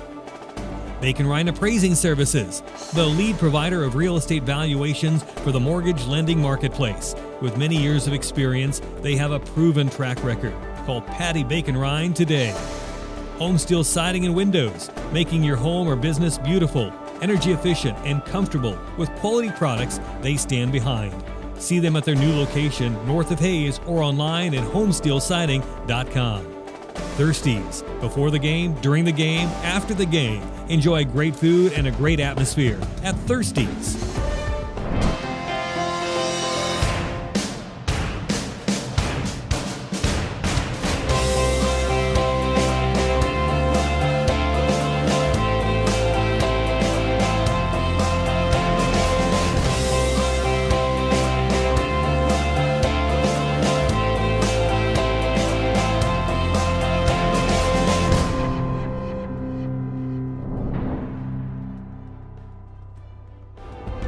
Paul Wurtenberger Construction, designing and building residential and commercial. Building dreams for over 30 years. Paul Wurtenberger Construction. M&D Incorporated does trenching for sewer, water, electric, and gas. They also dig basements and make building pads. M&D Excavating, building the backbone of our community. Insurance Planning Incorporated, insurance for the way you work and live. For business, home, and family. Value the price. Remember the service. Insurance planning, IPI Financial Services, and AgPro Crop Insurance. Offices at Hayes, Great Bend, and Russell. Home Oil and Supply, 24-hour card fueling, bulk delivery of gas and fuel. Proud to support TMP and Hayes High. Serving the Hayes area since 1963. Home Oil and Supply. Hayes Chevrolet. They have a huge selection of brand new Chevy cars, trucks and vans, SUVs, and a great selection of pre-owned vehicles. See them online at hayschevrolet.com. Master Cleaners. Do your laundry in only 4 minutes. 2 minutes to drop it off and 2 minutes to pick it up. Master Cleaners, 200 West 8th in Hayes. World of Wheels. At World of Wheels, they offer quality vehicles at affordable prices. Customers mean the world to them at World of Wheels, 426 East 8th in Hayes. Walmart. Save money, live better. Walmart of Hayes. APAC has proven itself to be unsurpassed in quality and safety for highway construction. In fact, APAC is recognized as having one of the very best safety records in the industry. APAC, giving you a smooth ride. Carpet One of Hayes, Vidstem Decorating Center, providing you the quality, service, selection, and value since 1945. Nobody does it better than Carpet One, Vidstem Decorating Center. Whiskey Creek Woodfire Grill, where the fire's always burning. Whiskey Creek. Commercial Builders, on time, on target, on budget. Commercial Builders. Redeem Designs, screen print, embroidery, design, where you'll find better ideas, better designs, better people. Come experience the best at 2204 Vine in Hayes. Redeem Designs. James Motor Company, proud to serve our hometown athletes. They have an excellent selection of new and used Buick, Cadillac, and GMC vehicles. See the good guys for the best deal around. James Motor Company, 13th and Main in Hayes.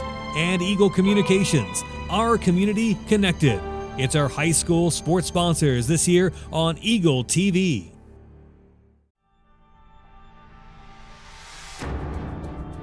This high school sports presentation is sponsored by Kerner Chiropractic and Physical Therapy, providing personalized chiropractic care so you can live your life. Find us in the Northridge Plaza, Hayes. Thomas More Prep Marion. Through the dedication of students, parents, teachers, and alumni members, the focus is on Christian values and community awareness. TMP, Worlds of Opportunity, investing for eternity. Service Master Clean of Hayes. From the major accidents to the minor incidents, Service Master Clean of Hayes. Corey, Pam, and the entire staff supports the efforts of Hayes High and TMP. Call today, 628-6712. Lifetime Dental Care. Lifetime Dental Care provides your family health, function, and beauty. Check out all of their services at lifetimedentalcare.com. Lifetime Dental Care of Hayes, always accepting new patients. Bernie's Hamburger House. Feed yourself or the whole team with great burgers, milkshakes, and the award-winning onion rings. Mary Ann, Bonnie, and the staff at Bernie's Hamburger House is at 17th and Vine in Hayes. Bacon Ryan Appraising Services, the lead provider of real estate valuations for the mortgage lending marketplace. With many years of experience, they have a proven track record. Call Patty Bacon Ryan today. Home Steel Siding and Windows, making your home or business beautiful, energy efficient, and comfortable with quality products they stand behind. See them at their new location north of Hayes or online at homesteelsiding.com. Thirsties. Before the game, during the game, after the game. Enjoy great food and a great atmosphere at Thirsties.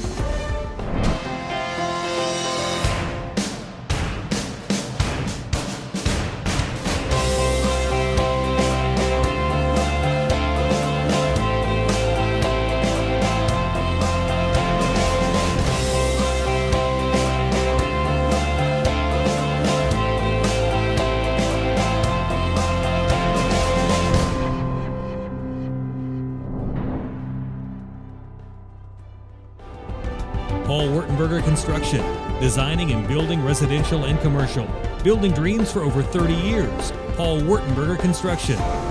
M&D Incorporated does trenching for sewer, water, electric, and gas. They also dig basements and make building pads.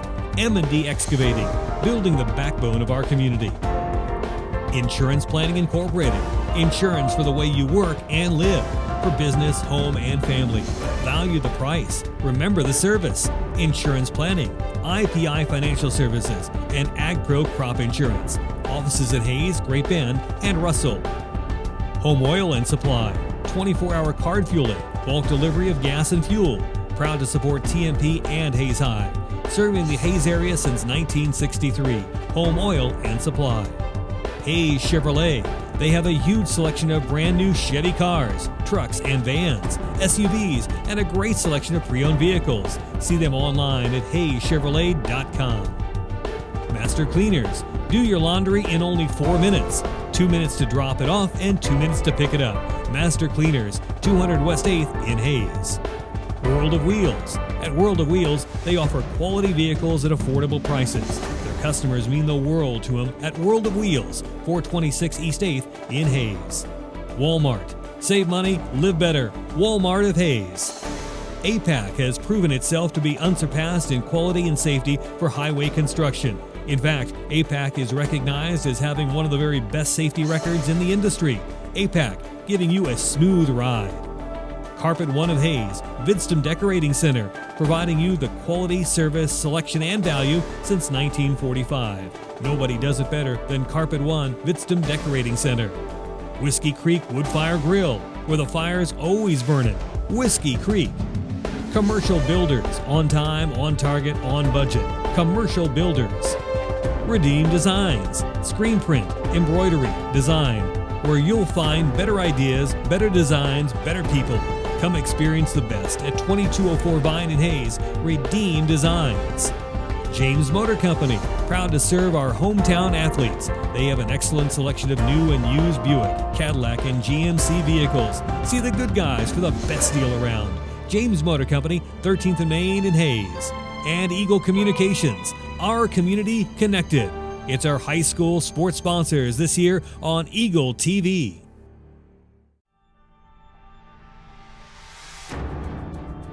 This high school sports presentation is sponsored by Kerner Chiropractic and Physical Therapy, providing personalized chiropractic care so you can live your life. Find us in the Northbridge Plaza, Hayes. Thomas More Prep Marion. Through the dedication of students, parents, teachers, and alumni members, the focus is on Christian values and community awareness. TMP, Worlds of Opportunity, investing for eternity. Service Master Clean of Hayes. From the major accidents to the minor incidents, Service Master Clean of Hayes, Corey, Pam, and the entire staff supports the efforts of Hayes High and TMP. Call today, 628-6712. Lifetime Dental Care. Lifetime Dental Care provides your family health, function, and beauty. Check out all of their services at lifetimedentalcare.com. Lifetime Dental Care of Hayes, always accepting new patients. Bernie's Hamburger House. Feed yourself or the whole team with great burgers, milkshakes, and the award-winning onion rings. Mary Ann, Bonnie, and the staff at Bernie's Hamburger House is at 17th and Vine in Hayes. Bacon Ryan Appraising Services, the lead provider of real estate valuations for the mortgage lending marketplace. With many years of experience, they have a proven track record. Call Patty Bacon Ryan today. Home Steel Siding and Windows, making your home or business beautiful, energy efficient, and comfortable with quality products they stand behind.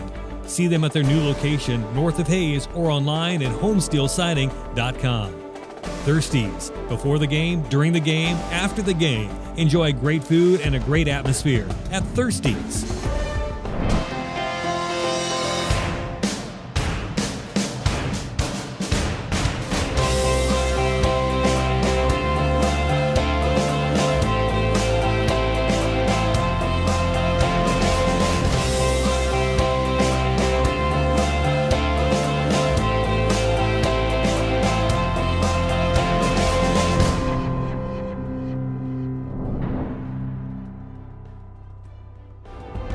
Paul Wurtenberger Construction, designing and building residential and commercial. Building dreams for over 30 years. Paul Wurtenberger Construction. M&D Incorporated does trenching for sewer, water, electric, and gas. They also dig basements and make building pads. M&D Excavating, building the backbone of our community. Insurance Planning Incorporated, insurance for the way you work and live, for business, home, and family. Value the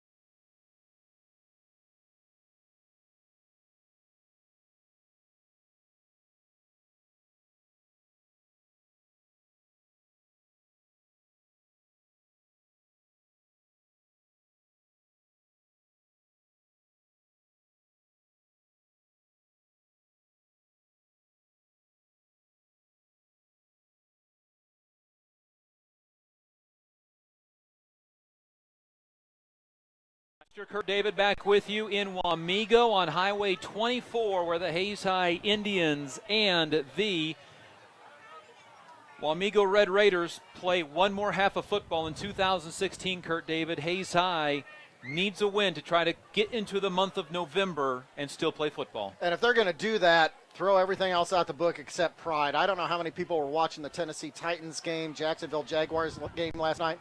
From look at the overnight ratings, not many of you were. But for those of you who were, saw at halftime, Jacksonville just played horrifically in the first half.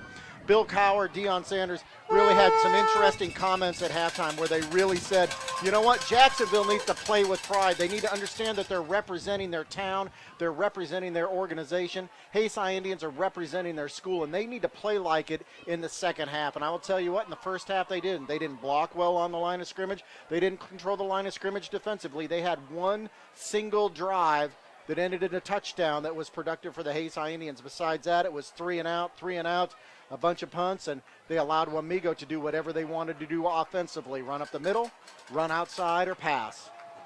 It'll be Wamego football to start the second half. The other half of this equation, if Hayes High can come back from this 12-point deficit, is the McPherson and Abilene game. That's a 7-7 tie at half. Emporia in the second half now leading Liberal 14-7.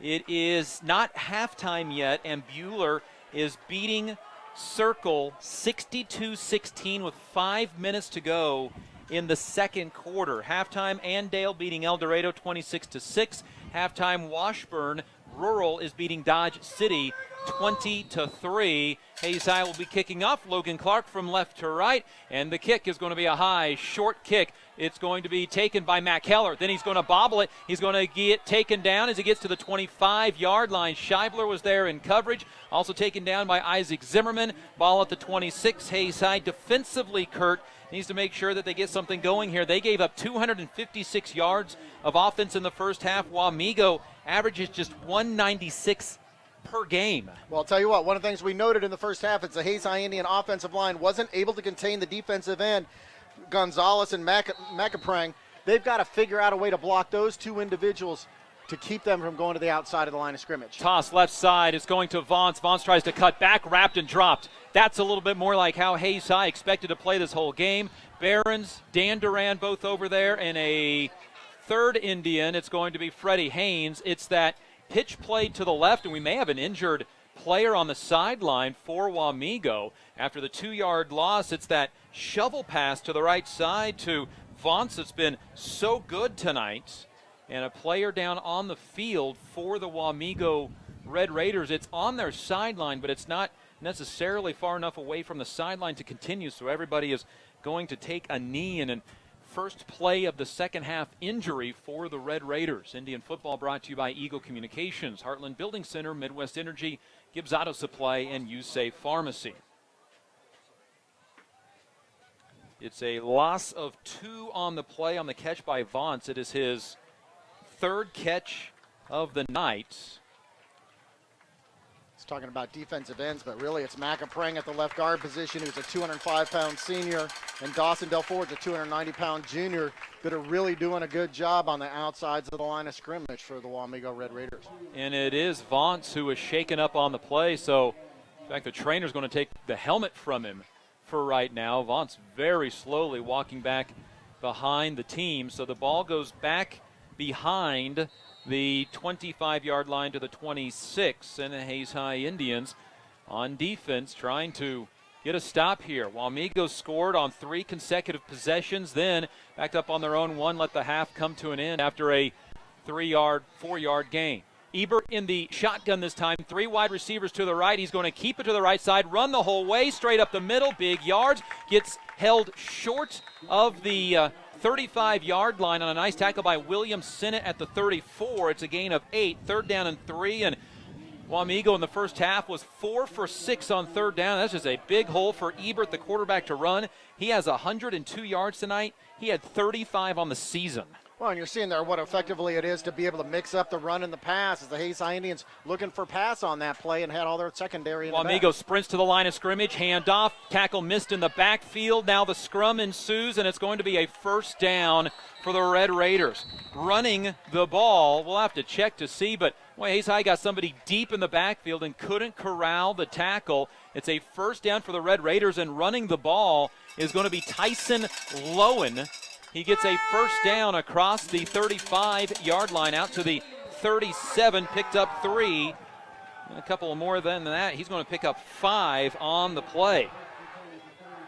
1st and 10, Wamego converts again. Ebert to throw, quick pass, left side. Aria with the catch and taken down before he gets to the 45-yard line, taken down at the 44. But those quick passes have been good for Justin Ebert in the Wamego offense tonight. Yeah, even if the Hayes High Indians could get into the back to put pressure on the quarterback, those cut passes are way too quick for them to put significant pressure on him. Aria's 2nd catch of the season.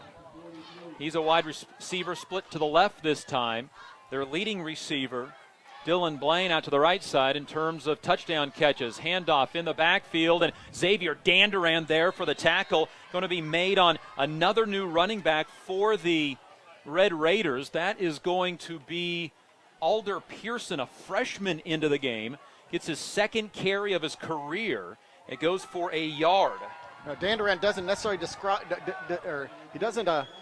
that blitz. He just gets up there really as a 5th lineman, and he's able to get through a gap. 3rd down and 4 for the Red Raiders. They have the ball to start the second half. Aria right, Blaine left for Ebert who's in the shotgun formation. It's going to be an option play. No, he's going to keep it himself and get taken down in the backfield. Tackle for loss going to be made by Dylan Schmidberger.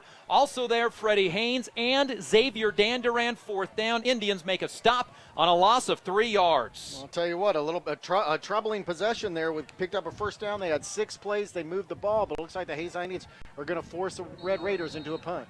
Danduran came up hobbling on that play as well. A half tackle for loss for Danduran and also for Dylan Schmidberger on the play. And this will be the first punt of the game for the Red Raiders. Flag on the play, and the punt was blocked by Sinnott. False start on the Red Raiders, and the Indians had blocked the punt. Which is interesting because there's 3 blocking backs back there for the Wamego Red Raiders, and they couldn't contain the Hays High Indian defense. Boy, Hays High just couldn't even catch a break because Sinnott blocked that. He was going to pick it up and was gone. So the ball backed up to the 35-yard line on the first punt of the night by the quarterback, Justin Ebert. 28 punts on the year for an average of 36 yards. Does Hays High come at it again? It won't be much of a surprise to Red Raiders this time. They don't. Indians still get pressure. It's a short punt. That was tipped by one of the Red Raiders, and it's picked up by the Red Raiders. Marquise Cade, a sophomore, came in and picked it up before it would have gone about another 5 yards. Hays High catches a break. Yeah, he's shaking his head. He knows he shouldn't have touched or picked up that ball on that particular play. So the ball appeared to hit the back of one of the protectors of the Red Raiders, and Hays High has the ball down 19-7, but that drive took 3.5 minutes off the clock. Hays High will take over at their own 34-yard line on the 31-yard punt, the first of the night for the Red Raiders. So here come the Indians with the ball. They scored on 1 possession of the second half.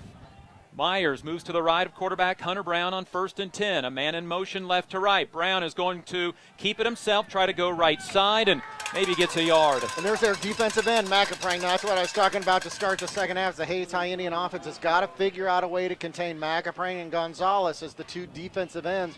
No one's directly blocking those 2 individuals, and they've got a clear path into the backfield. The gain goes from behind the 34 to in front of the 34. Last week, Hunter Brown, 20 carries, 148 yards. Tonight, just 5 for 4 yards. 2nd and 10 from the 34. Mason Ibarra splits out to the left as a lone wide receiver. Now in the slot left is Markley. Under center, handoff is going to go to Myers. Tries to cut back, and right there to make the tackle is going to be Dawson Delforge, the defensive tackle. 3rd and long for the Indians. It'll be 3rd and 8. Hays High was 1 for 5 in the first half on 3rd downs. No cutback room that time for the Hays High Indians. Gain of 3 on the play. Out to the 47-yard line. Out to the 37-yard line. Still 3rd down and 7 for the Indians. Left to right. Got a stop on Wamego. But can they make anything of this? Or did it go 3 and out for a 3rd time in this game? Brown in a passing situation will take the snap. Delayed blitz by Wamego. Brown to throw deep over the middle. It is caught by Shane Behrens in stride. Brown got hit, completed the pass to Shane Behrens inside of the 35-yard line down to the 31, and a 1st down for the Hays High Indians. Boy, 2 quality things there. You talk about Hunter Brown getting hit. He certainly did. There was 2 defensive ends coming in on both sides. Hunter Brown really looking at being sandwiched on that play, but he hung in there and threw the ball. And Shane Behrens, who looked like he was about 1 or 1.5 steps slow in the first half, kept up with that pass and was able to bring it in for a reception and a first down. To the 31 of Wamego. Indians split the wide receiver, send the tight end left side. Brown under center. Is going to be a turn. It's play action pass. Right side rolls out complete to Dylan Schmidberger. He makes the catch, and then Schmidberger gets a shove from low and out of bounds.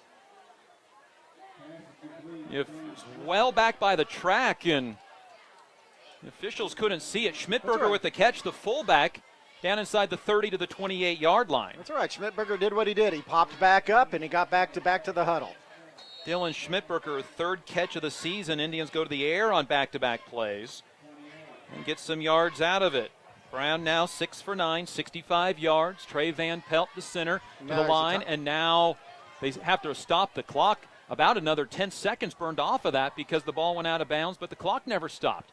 3 wide receivers left. Toss for Myers. Myers tries to string it out to the sideline, now cuts it up and maybe gets a yard. Boy, Hays High talked about that all week. You got to pick a hole jump up through it because this Wamego defense is very fast. They get sideline to sideline well. Third down for the Indians in what is probably four-down territory. Ball does go to the 25-yard line. Well, that defense is led by two linebackers who are your two key runners back in offensively. So you know they've got speed and they've got ability to move. That's who you're running around against on the offense, and on those two linebackers, you've got to go straight at them. 3rd and 5 from about the 26-yard line. 3 wide receivers left. Brown is going to hand it off right side. Nothing. I mean, absolutely nothing on the inside handoff to Colton Myers. They ran away from the 3 wide receivers. It's 4th down and 5. Hayes High Indians have got to go for it on 4th down now. 19-7, down 12 points. 5:25, a lot of clock running off here already in this third quarter. Schmidberger comes out of the game. Sheevy and Sinnott in. That'll send also Mason Ibarra to the sideline. 4th and 5 for the Hayes High Indians. Hayes High this year is 11 for 20 on 4th down. They've scored 5 touchdowns on 4th down. Brown is going to look to his right. Now left. Now it's the draw, and the Hayes High Indians never had a chance. 5-yard loss on the play. Wamego knew the play was coming, and they sacked Hunter Brown for a loss of 5. Yeah, it was a design draw play, and the Hayes High Indians haven't done a good job of controlling the line of scrimmage all night long, and you're right, that play had nowhere to go. So Hayes High loses the ball on downs, and it will be the Wamego Red Raiders with the ball at their own 30-yard line. Well, Hayes High was driving and then stall out. 5-yard loss on 4th and 4. Ebert back at quarterback, drops back to pass, looking left, goes right. It is caught over there, or is it jarred loose?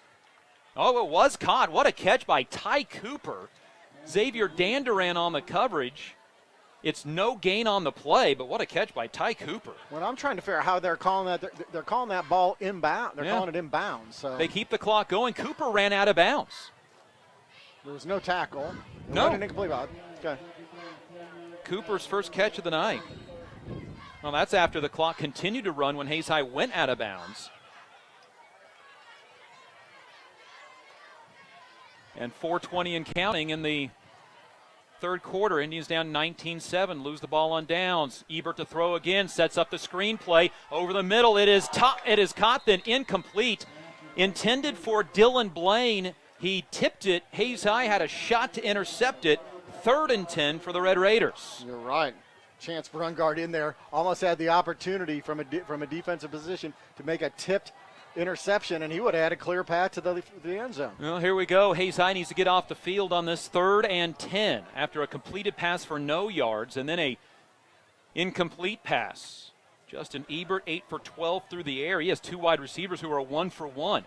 Is that what Wamego goes to here on 3rd and 10? Hayes High, 4 down linemen. Ebert with 4 wide receivers. Hayes High gets a rush. It's intercepted. Taken away by Keaton Markley. 20, 15. He's at the 10 and gets inside of the 10-yard line. Intercepted by Colin Kreitzer for the first time, Kurt David. Hayes High gets pressure up the middle and forces a mistake. Boy, that's what it's right. You know, we talked about the statistics, but it's been a long time coming. These Wamego Red Raider quarterbacks coming into the game have a 13-9 interception to touchdown ratio. Now, they've been very successful passing the ball against the Hayes High Indians tonight, but really for the first time, solid pressure up the middle. They force an errant pass and an interception. Keaton Markley's first interception of his career. Indians get the ball at the 9.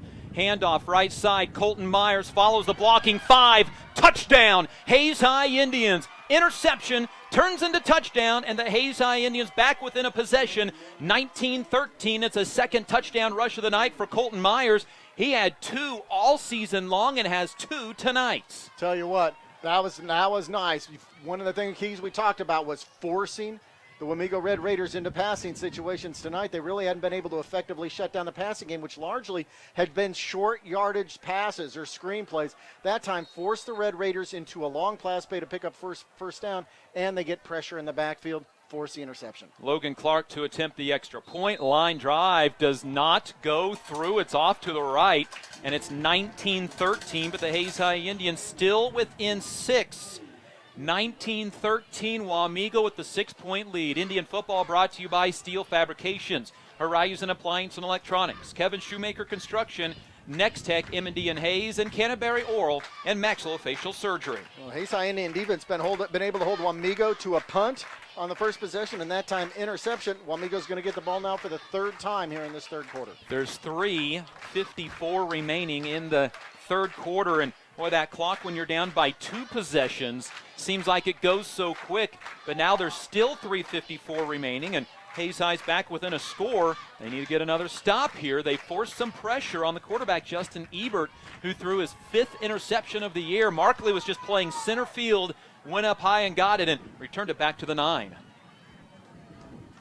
So Logan Clark will kick off. Most of the kicks tonight have been high, short pooch kicks, directed at Matt Keller. Stay in your lanes. One of the things you said you saw on film was actually a reverse on a kickoff return by Wamego. Yep, that's what their 2 back guys like to do. This kick by Clark, again, a short kick. It's going to be taken by one of those back guys. They'll run the reverse. They'll hand it off to the left side. It's going to go into the hands of Jace Ward. Breaks 2 tackles and goes out of bounds at the 45-yard line.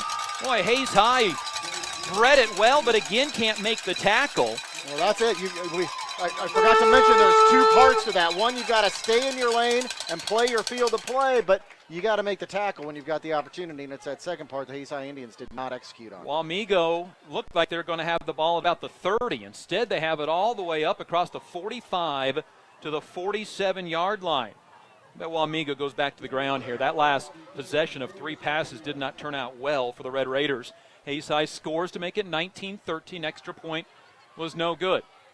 Split wide receivers, 2 blockers left for Justin Ebert. He's going to hand it off. It's an inside handoff to Lowen. Lowen is hit. Lowen is driven out of bounds. 3 Indians there. Ethan Brungart leads the attack. And it's a loss on the play back to the 45-yard line. It's a loss of 2 on the run by Lowen. That time Stetson Roberts was trying to control Shane Behrens. Shane Behrens held his ground there and didn't give up any yardage, so that forced the play outside of Shane Behrens where there was good pursuit from the linebackers. Has Hayes High finally woken up? Aria right. It is Dylan Blaine to the left. Shotgun for Ebert with 2 blockers to his left. He's going to keep it to himself. Right side, escapes 1 tackle, cuts back on Sinnott for a second, then gets hit, gets dropped as he gets into Hayes High territory at the 49-yard line. Indians, if nothing else, forced Ebert to come back into the field of play where the Hayes High Indians had their linebackers. You're exactly right. They forced him back into the middle where there were 3 Hayes Indians who could there to make the tackle. Third down, and a generous spot to the 48-yard line. It's a gain of 7 on the play. 106 yards for Justin Ebert, leads everybody in rushing. 3rd and 5. Hayes High trying to get off the field here, and now a stoppage of play. The lead official has an official's timeout. Looks like some equipment malfunction for Ethan Dieterding. So he has to leave the game, and Colton Myers comes in. 3rd and 5 for Wamego from the Hayes High 48. Indians trying to force another 3 and outs. Ebert from that shotgun. He's going to end around. It's a double reverse. Jace Ward, right side, breaks 1 tackle. He's going to carry a pile for a first down. Hayes High just simply is not finishing tackles on the defensive side. The tackle happened at the 45. He carried to the first down to the 43 and down to the 42. And didn't just carry 1 tackler for the Hayes High Indians, carried 2 or 3 for extra yardage to pick up the first down. Needed 5, got 6, and it's first down for the Red Raiders. And coming out of the game, Jace Ward. Boy, the Hayes High coaching staff was so impressed by Jace Ward on both the offensive and defensive side of the game. He comes hobbling out. 2:51 to go, and Wamego converts in a big way on this second half. Into Hayes High territory. It'll be 1st and 10 from the 42. Now Ebert adjusting the running backs, goes to the left side, handoff Lowen. Lowen is hit, Lowen is dropped. And that time it was Shane Behrens who got around on the waist of Lowen and drops him. We saw earlier in the game going out, Alex Vance, we have not seen him return to the lineup. It's a no gain on the play for Lowen. Stetson Roberts, that defensive tackle or offensive tackle here on the near side, comes up a little slow. Looks like maybe got his hand caught in there between a couple helmets. Aria Wright, 2 wide receivers left this time for Justin Ebert. Indians shift the line. It's going to be a rollout. Left side, Ebert to throw down the field. Caught along the sideline by Cooper. Cooper makes a guy miss, gets hit from behind as he goes inside the 25-yard line. Cooper got loose on the side. Ebert had all day to throw, and the clock down inside, 2 minutes to go, third quarter. Hayes High down 19-13. The ball down to the 24-yard line. Gain of 18 on the catch by Cooper. And you're right, Ebert had plenty of time to be able to make that throw. And Abel got it right on target to Cooper, who was about 1 yard inside the out-of-bounds marker. Down to the 24 for the Red Raiders. Blaine out to the right. Ebert hands off on the end around to Jace Ward. Ward cuts back, breaks an ankle tackle, takes 2 guys inside of the 15. Ward came out of the game looking a little hobbled. He gets right back in the game and picks up 11 on first down. Down to the 14-yard line, call it a gain of 10. So the Hayes High Indians, who are doing a good job of controlling the line of scrimmage, now are getting confused by some misdirection plays of the Wamego Red Raiders. 1:25 to go, third quarter. Wamego back to the red zone where they're 2 for 2 tonight, scoring touchdowns. 3 wide receivers to the right, 1 to the left, Lowen in the backfield with Ebert. Ebert's going to keep it himself, go right now, right back up the middle and slip as he tried to make a cut at the 10. And Ebert is slow to get up. He's cramping. And somebody's slow to get up for the Hayes High Indians as well. That is Xavier Danduran. And so injury timeout for both players. The quarterback, Justin Ebert, is cramping. Danduran is on his hands and knees at the 10-yard line. The ball went to about the 10, so it's a gain of 4 for Ebert on the run. He slipped, but it may have been more because of the cramps than anything. Indian football brought to you by brought to you by Progressive Physical Therapy, Crop Production Services, Edward Jones, Daryl, Jeff, and Linda Seibel, and State Glass Company. Danduran trying to get up under his own power, and he can't seem to be able to get up, and now the trainer's just telling him to sit back down. Ebert's going to be helped to his feet. Looked like cramps for Ebert, but Danduran still down. He had 16 tackles last week. Danduran, one of the top 10 tacklers in the Western Athletic Conference.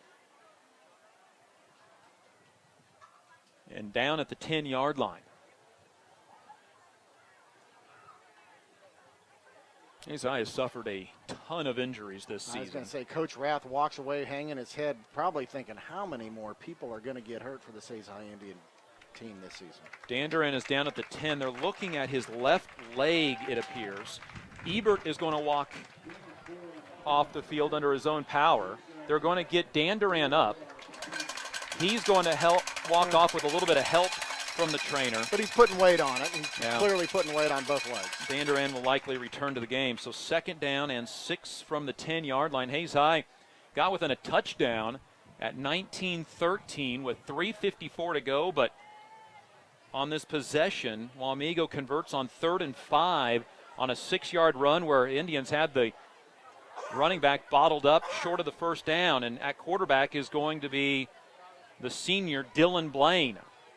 So Blaine takes over at the quarterback spot for this 2nd down play.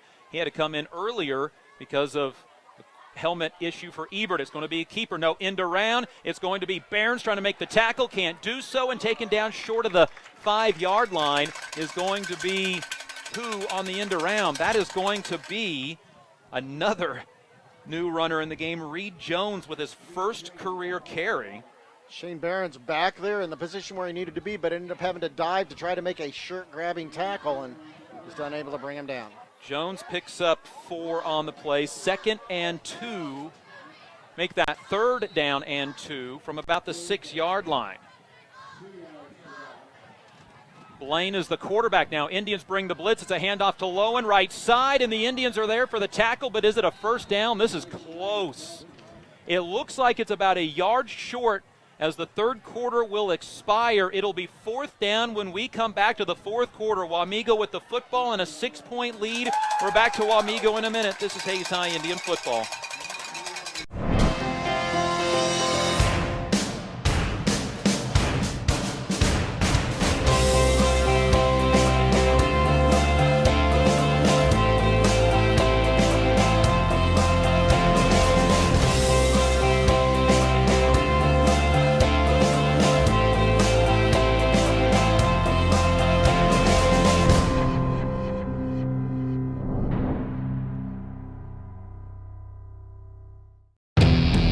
most exciting yards in football. It's NFL Red Zone from NFL Network.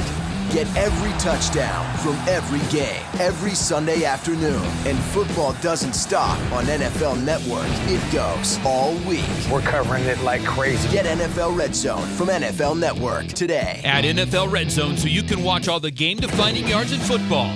Call us at 877-61-EAGLE today.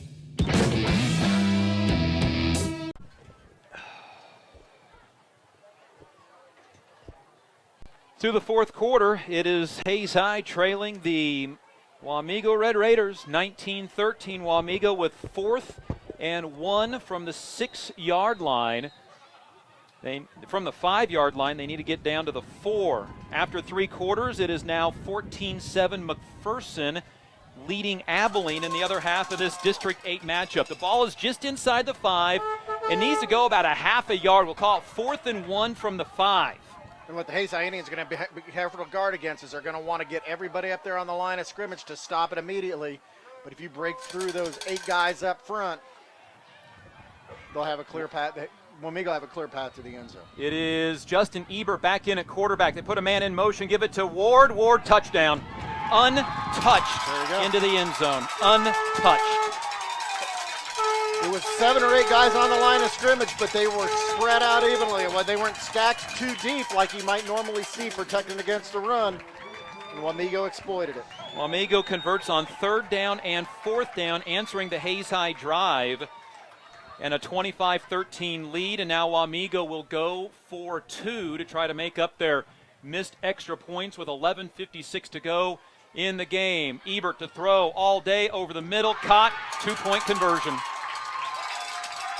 27-13, and Hayes High is down by 2 full scores with 11:56 to go. Hayes High got an interception from Keaton Markley and then a 9-yard run from Colton Myers to make it 19-13. They had the Red Raiders at 3rd down and 5, but converted on a 6-yard run and then converted on 4th and 1 for a 6-yard touchdown. Yeah, the defense had really started to control the Wamego Red Raiders, but that particular possession, an 8-play drive that goes 53 yards up the field.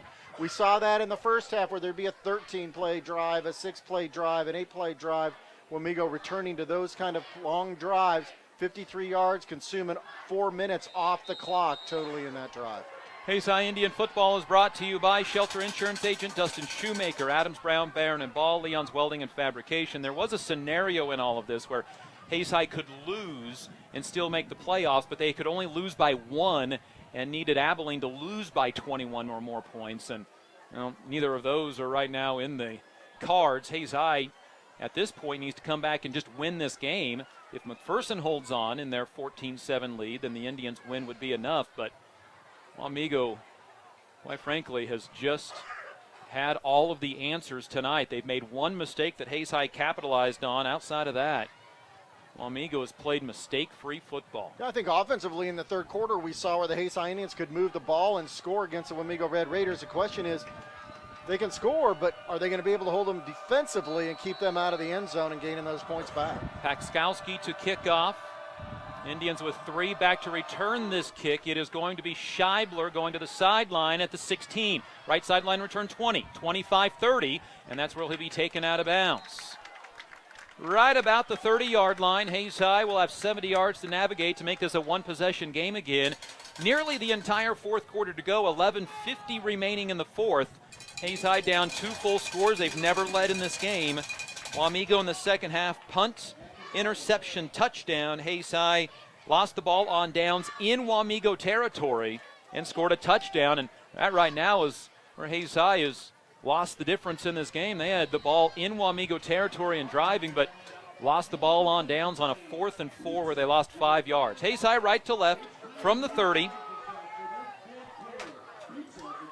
One wide receiver to the right for Hunter Brown under center. Now slot right is going to be Markley. It's a play-action pass. Looking to throw is Brown. Screen is dropped by Schmidberger. Brown tonight, 6 for 10 passing, 65 yards. That one hit Dillon right in the hands, one that he wishes he had back. Likely took his eye off it to try to run ahead of time. And Indians sent everybody deep and set the screen up underneath. Tell you what, talked about 21 seniors on this Wamego Red Raider team, but Ebert's a junior. Look at Del Forge, the big defensive tackle and offensive tackle. He's a junior. Patrick's a junior. There's a lot of returning skill coming back on this team next year that Hayes High Indians will have to face again. Brown on 2nd and 10, hands off to Keaton. Markley cuts up the field, gets 5 to the 35. Sets up 3rd and 5 for the Hayes High Indians. 2 for 7 on 3rd down tonight. Markley's 5th carry for 15 yards, and the clock continues to run with inside 11 and a half minutes to go in the 4th quarter. Hayes High down 27-13. They've twice been within a score, but then twice given up a touchdown. Ibarra right, Markley left on this 3rd and 5 play from the 35. I formation, and Hayes High has to take a costly timeout. You're right, it is costly. There's 11-13 left. The Hayes High Indians down 27-13. They need to be moving the ball. Hayes High Indian football is brought to you by Hayes Kalon, Lewis Automotive, Insurance Planning, and Hayes Chevrolet.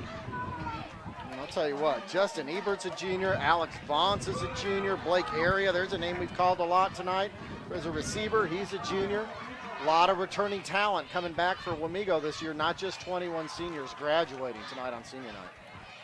Hayes High needed a win to continue their season to the month of November, and right now it is Wamego spoiling that party. I'll get some score updates for you real quick. Our Hayes Kalon scoreboard updates.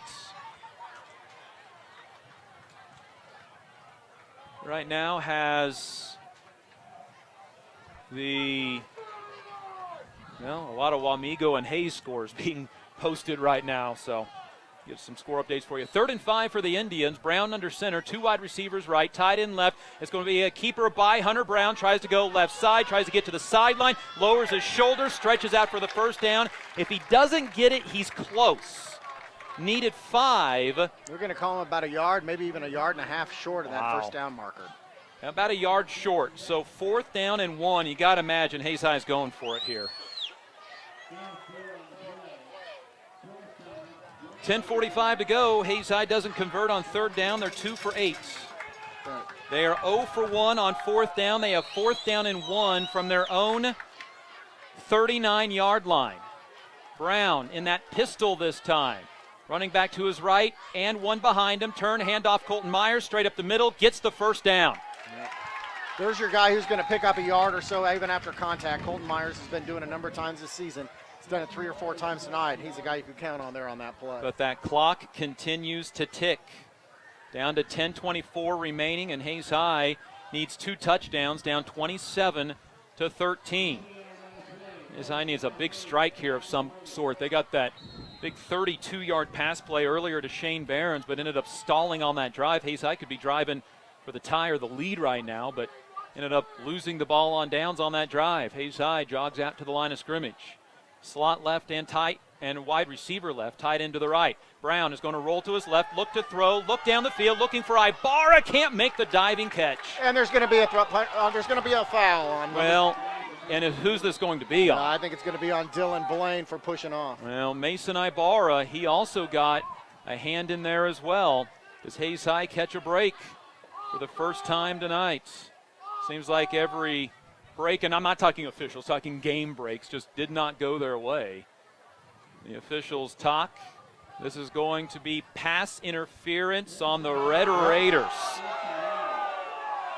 In defense of the Red Raiders crowd, who's right below us, it was borderline, certainly. But Hayes High is not going to complain. And so they'll have the ball 1st and 10 at the Red Raider 45-yard line. Markley splits out right, Sheevy left. Split in the backfield behind Hunter Brown.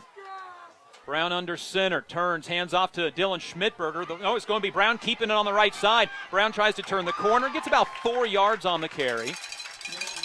Gets down to the 41-yard line. Colton Meyer, I think, on that play. Oh, you're right. Colton Myers, my mistake. Down to the 41-yard line, a gain of 4 on the play. 64 yards for Myers, but this drive taking a long time. 9.5 minutes to go. Hayes High needs 2 touchdowns, so they need a stop in there sometime as well. Sennett brings the play in from the sideline. Sheevy will exit. Some shifts going on the defense. Udall's coming in on defensively. Will Carter's come in defensively for the Wamego Red Raiders. Markley left, Sennett right. Brown is going to hand off to the fullback this time, breaks a couple of tackles. Schmidberger is going to get a first down as he gets inside the 30, down to the 27-yard line. A 14-yard run by Dylan Schmidberger.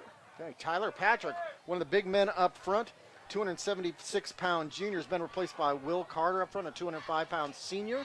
So giving up a little bit of weight there. Patrick now back into the game. Now that took one play, didn't it? Yep. See Patrick come right back in, and you mentioned Patrick at 276, hard guy to move. Inside 9 minutes to go. Hayes High down by 2 scores, 27-13, fourth quarter. Shotgun this time for Brown. Takes the snap, high snap, keeps it himself right side, tries to cut to the left and take it down. Wamego's tackling really well in this game, Kurt David.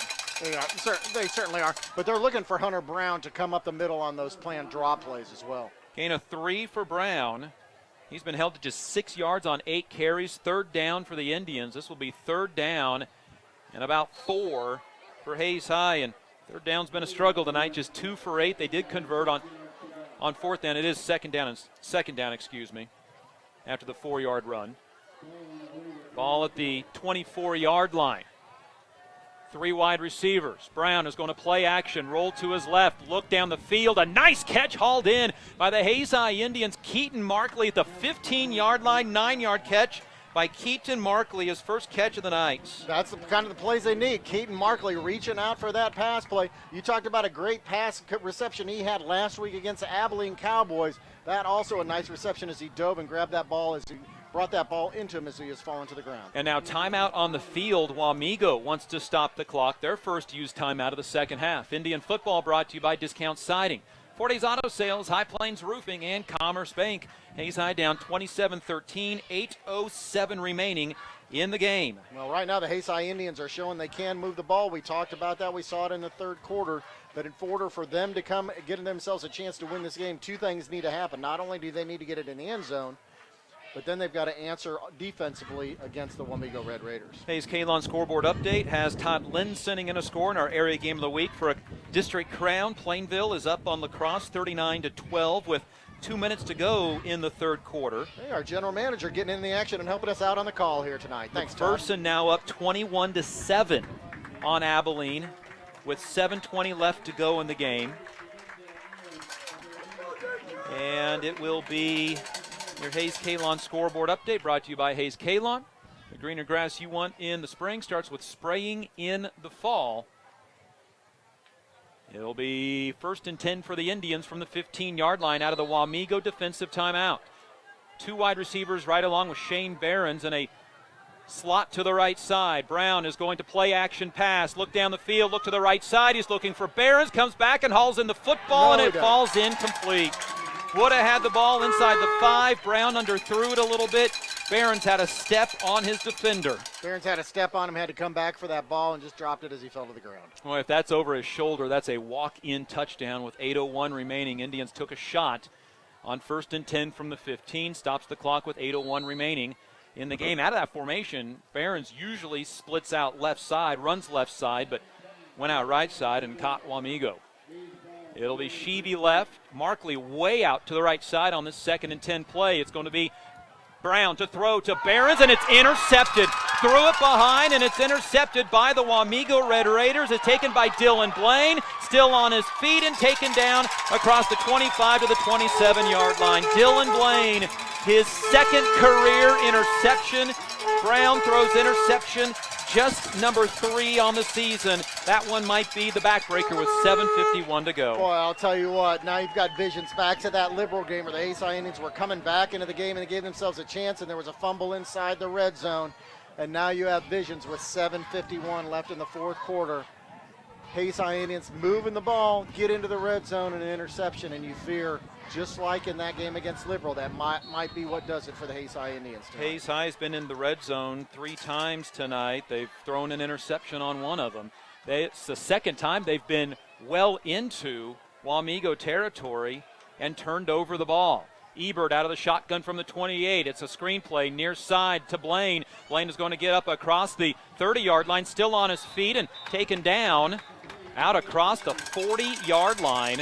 screenplay for Dylan Blaine up to the 45, a gain of 17. Fourth catch for Blaine for 68 yards, and Hayes High's been on their heels a lot tonight. Dylan Blaine, one of those seniors who wants to go out on a positive note on senior night here in Wamego. From the 45, inside 8 minutes to go, Wamego trying to put a stamp on this game. Handoff goes to Lowe and trips. That is Pearson, the freshman. Adler Pearson trips as he goes across the 45, gain of 2 to the 47. Tell you what, tripped over Jackson McAprang. McAprang's had a great game blocking for the Wamego Red Raiders, and tonight just that particular play just didn't get enough out of the way. Wamego does what they want, though. They keep the clock going, 7:20 to go, fourth quarter. Hayes High had visions of the playoffs coming into tonight and just never really answered the bell. Blaine splits out wide receiver left.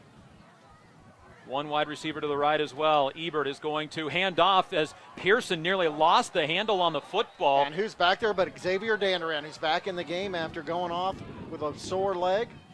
You mentioned he'd probably be back in, and he certainly is, with an effective tackle for loss on that play. And he's up slow again this time, not going out of the game. Boy, the senior trying to gut this out. That's a loss of he's 4 coming yards. He's coming out of the game now. I don't think he can hardly run. Dante Blackman will come into that middle linebacker position. 3rd and 12.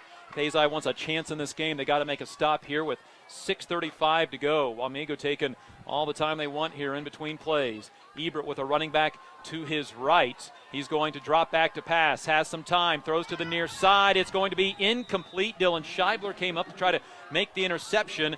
And punting, you would believe here, will be the Red Raiders with 6:21 to go. Hayes High got the ball down inside the red zone, threw an interception, give up a first down, but now instead of needing to go 15 yards for a touchdown, they're going to need to go 50-plus. Markley's going to back up to receive what is just the second punt of the game for the Red Raiders. The Indians come after this. They blocked one earlier but was whistled dead on a false start. Hayes High crowds the line. They're coming at this one.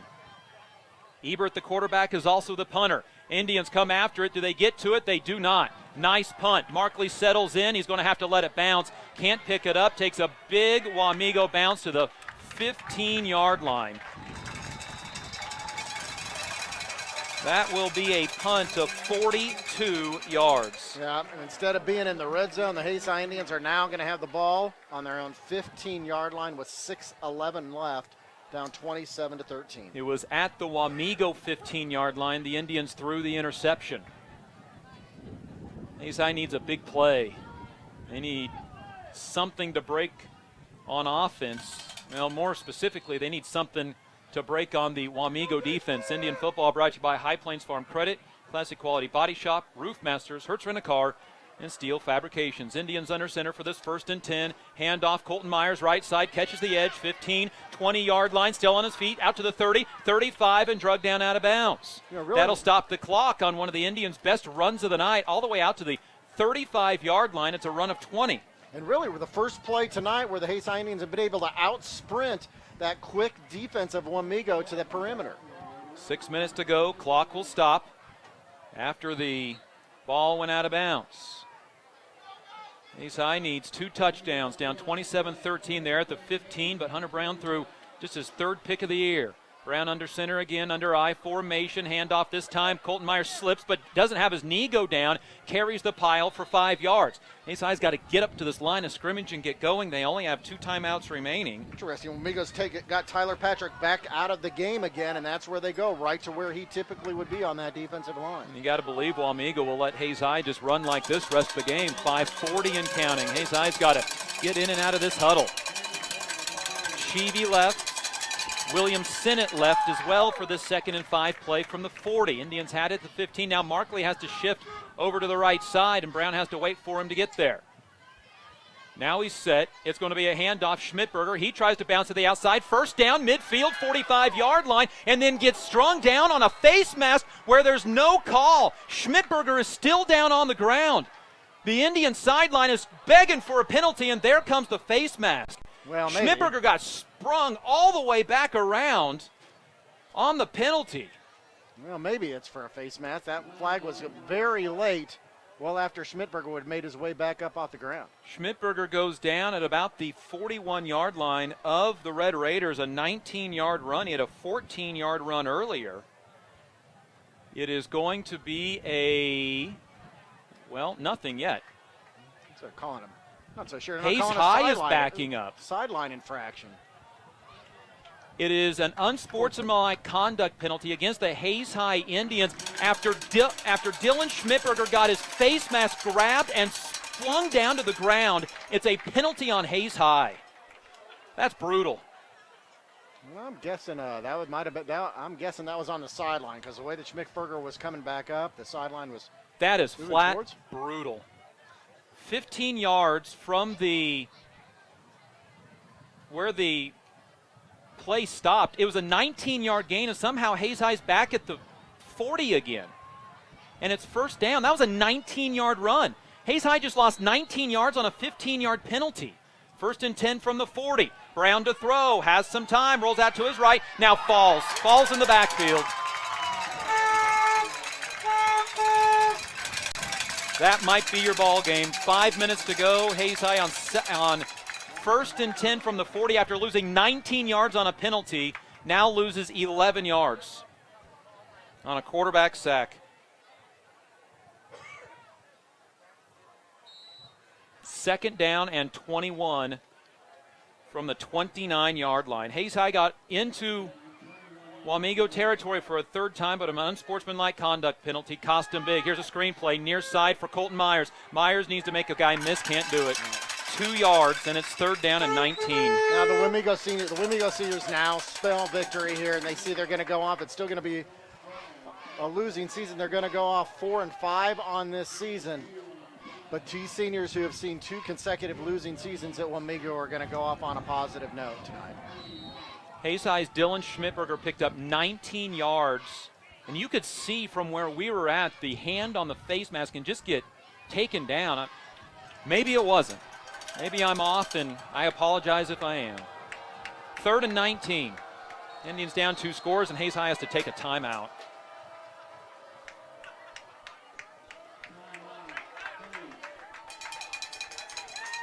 Well, Dustin, it's been a long season for the Hayes High Indians. They played a tough schedule, the toughest in Division 4A. They faced a number of injuries on a team that really just didn't have a lot of players coming out anyway, not a lot of numbers on the field, a lot of players playing both ways. Tough schedule, just did not pan out the way they'd hoped. They started the season at Scott City with a win that I think everybody was nervous about going to Scott City and walking away with a win, but a lot of excitement when they walked away with there. Coming with a win and starting the season 1-0, and it just never really materialized after that. Well, the Hayes High Indians down to 1 timeout remaining, third and 19 from their own 31-yard line. Hayes High in the second half has been in Wamego territory on 3 different occasions. They lost the ball on downs.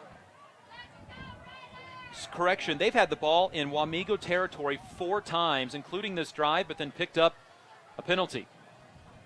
2 wide receivers right, 2 left. And now something going on over on the Hayes High sideline. The official goes and talks to Coach Randall Rath, and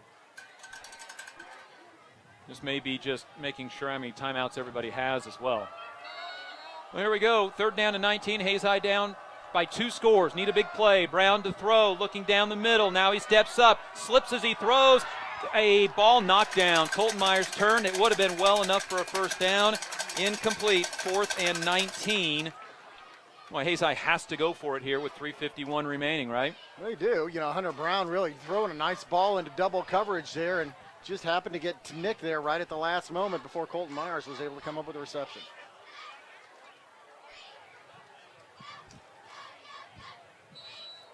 Hayes High, first penalty of the second half, costing them now. They had 1 turnover in the game, and that was in the red zone. Hayes High right now would be driving to try to tie the game.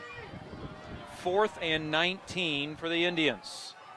2 wide receivers right. Barron's that way as well. Play action pass. Brown scrambling for his life, taken down all the way back at the 15-yard line. He never had a chance. And now it's 4th down, and that just gives the ball turnover on downs to Wamego on the 15-yard line. A loss of 15 yards on the play. And Wamego will have the ball on the Indians 16. Hayes High had the ball at the Wamego 44-yard line, but following an unsportsmanlike conduct penalty where Hayes High felt like there had been a face mask, it backed them up 15. They lost 11, gained 2, threw an incomplete pass, then lost 15. Wamego with the ball at the 16-yard line. Run a player on late. That's Adler Pearson, the freshman running back. Goes to the left of Justin Ebert. 2 wide receivers left, 1 to the right. It's going to be Ebert, the quarterback, keeping. He's going to get to the line of scrimmage, and that's going to be it. He'll pick up a yard to the 15-yard line, but the clock will run. Hayes High only 1 timeout left to stop the clock, and Wamego just wants to run the clock down, score, and pick up their 3rd win of the year. Hayes High will finish the year, barring the most of miraculous comebacks, at 2-6. This is after Wamego, early in the second half, lost their starting running back.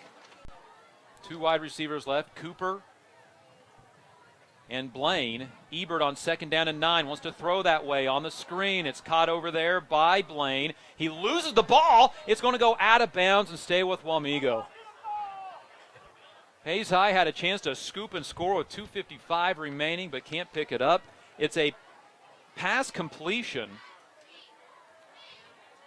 of 4 yards, and they're going to say the ball went out of bounds. About a yard back of that. So a gain of 2.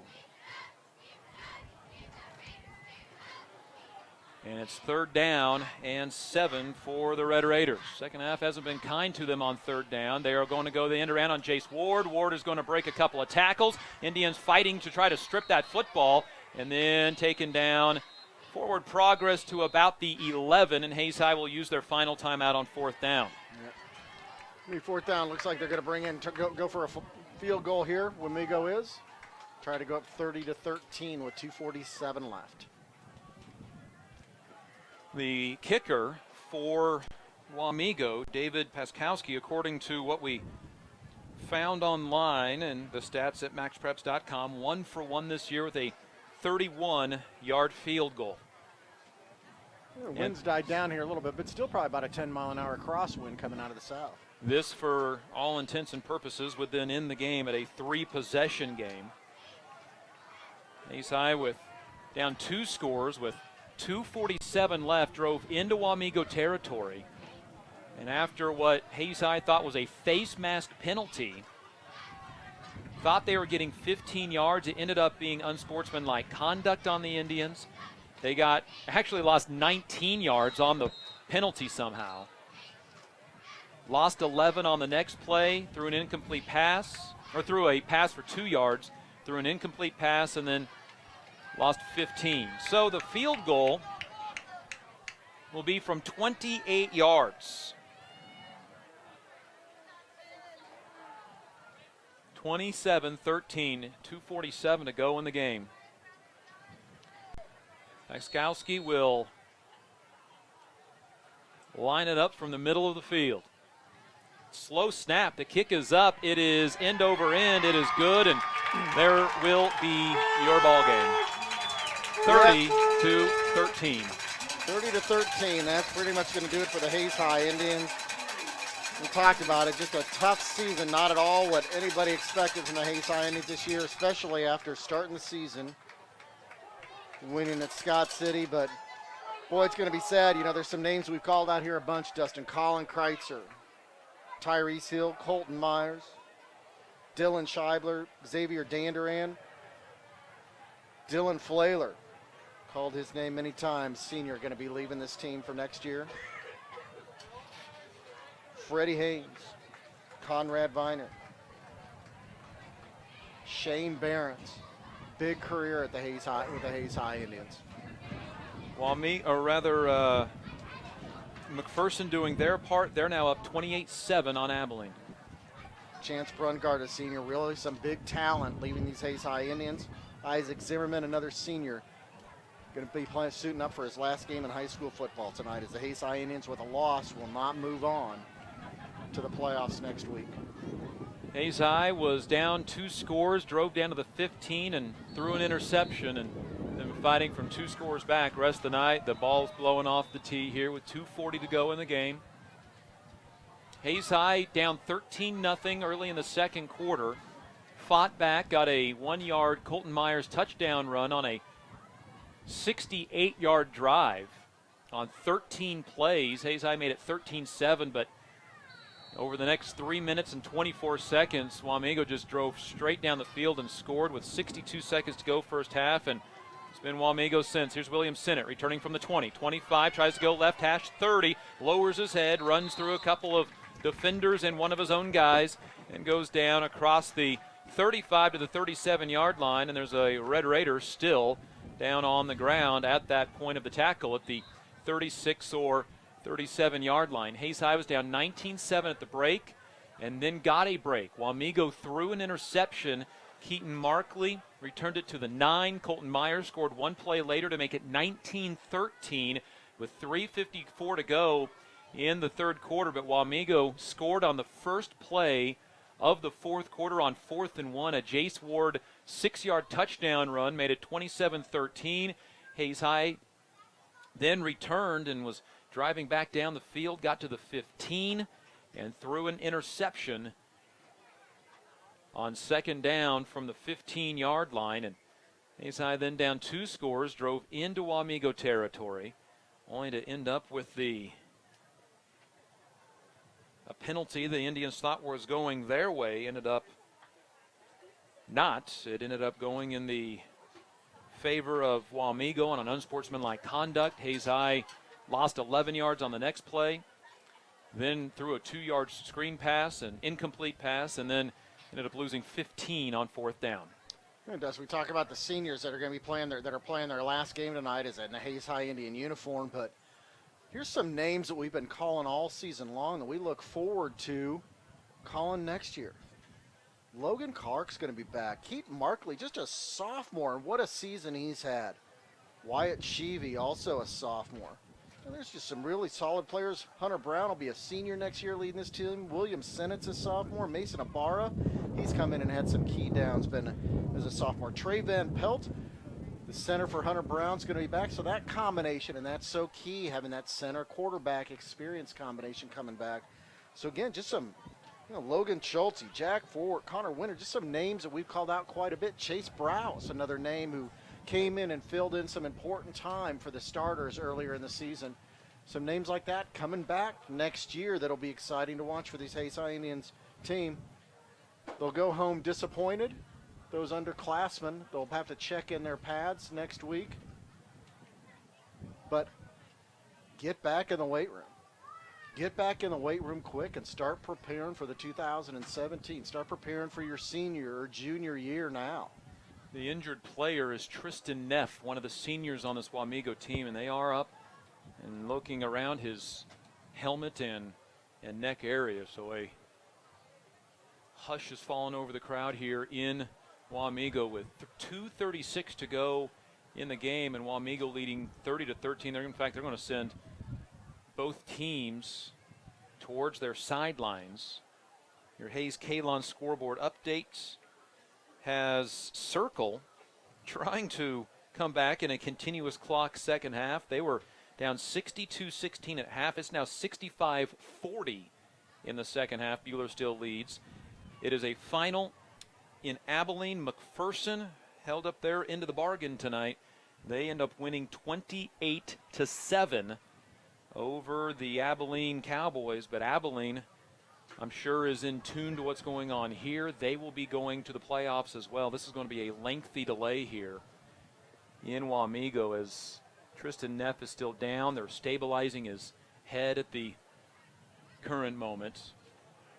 Also in your Hayes Kalon scoreboard update, Wichita East scores for the first time tonight on Garden City. It is now 42-14 in favor of Garden City. Wichita East just scored for the second time. Dodge City with 2:02 left scores a touchdown, but gets it called back in a 27-15 game.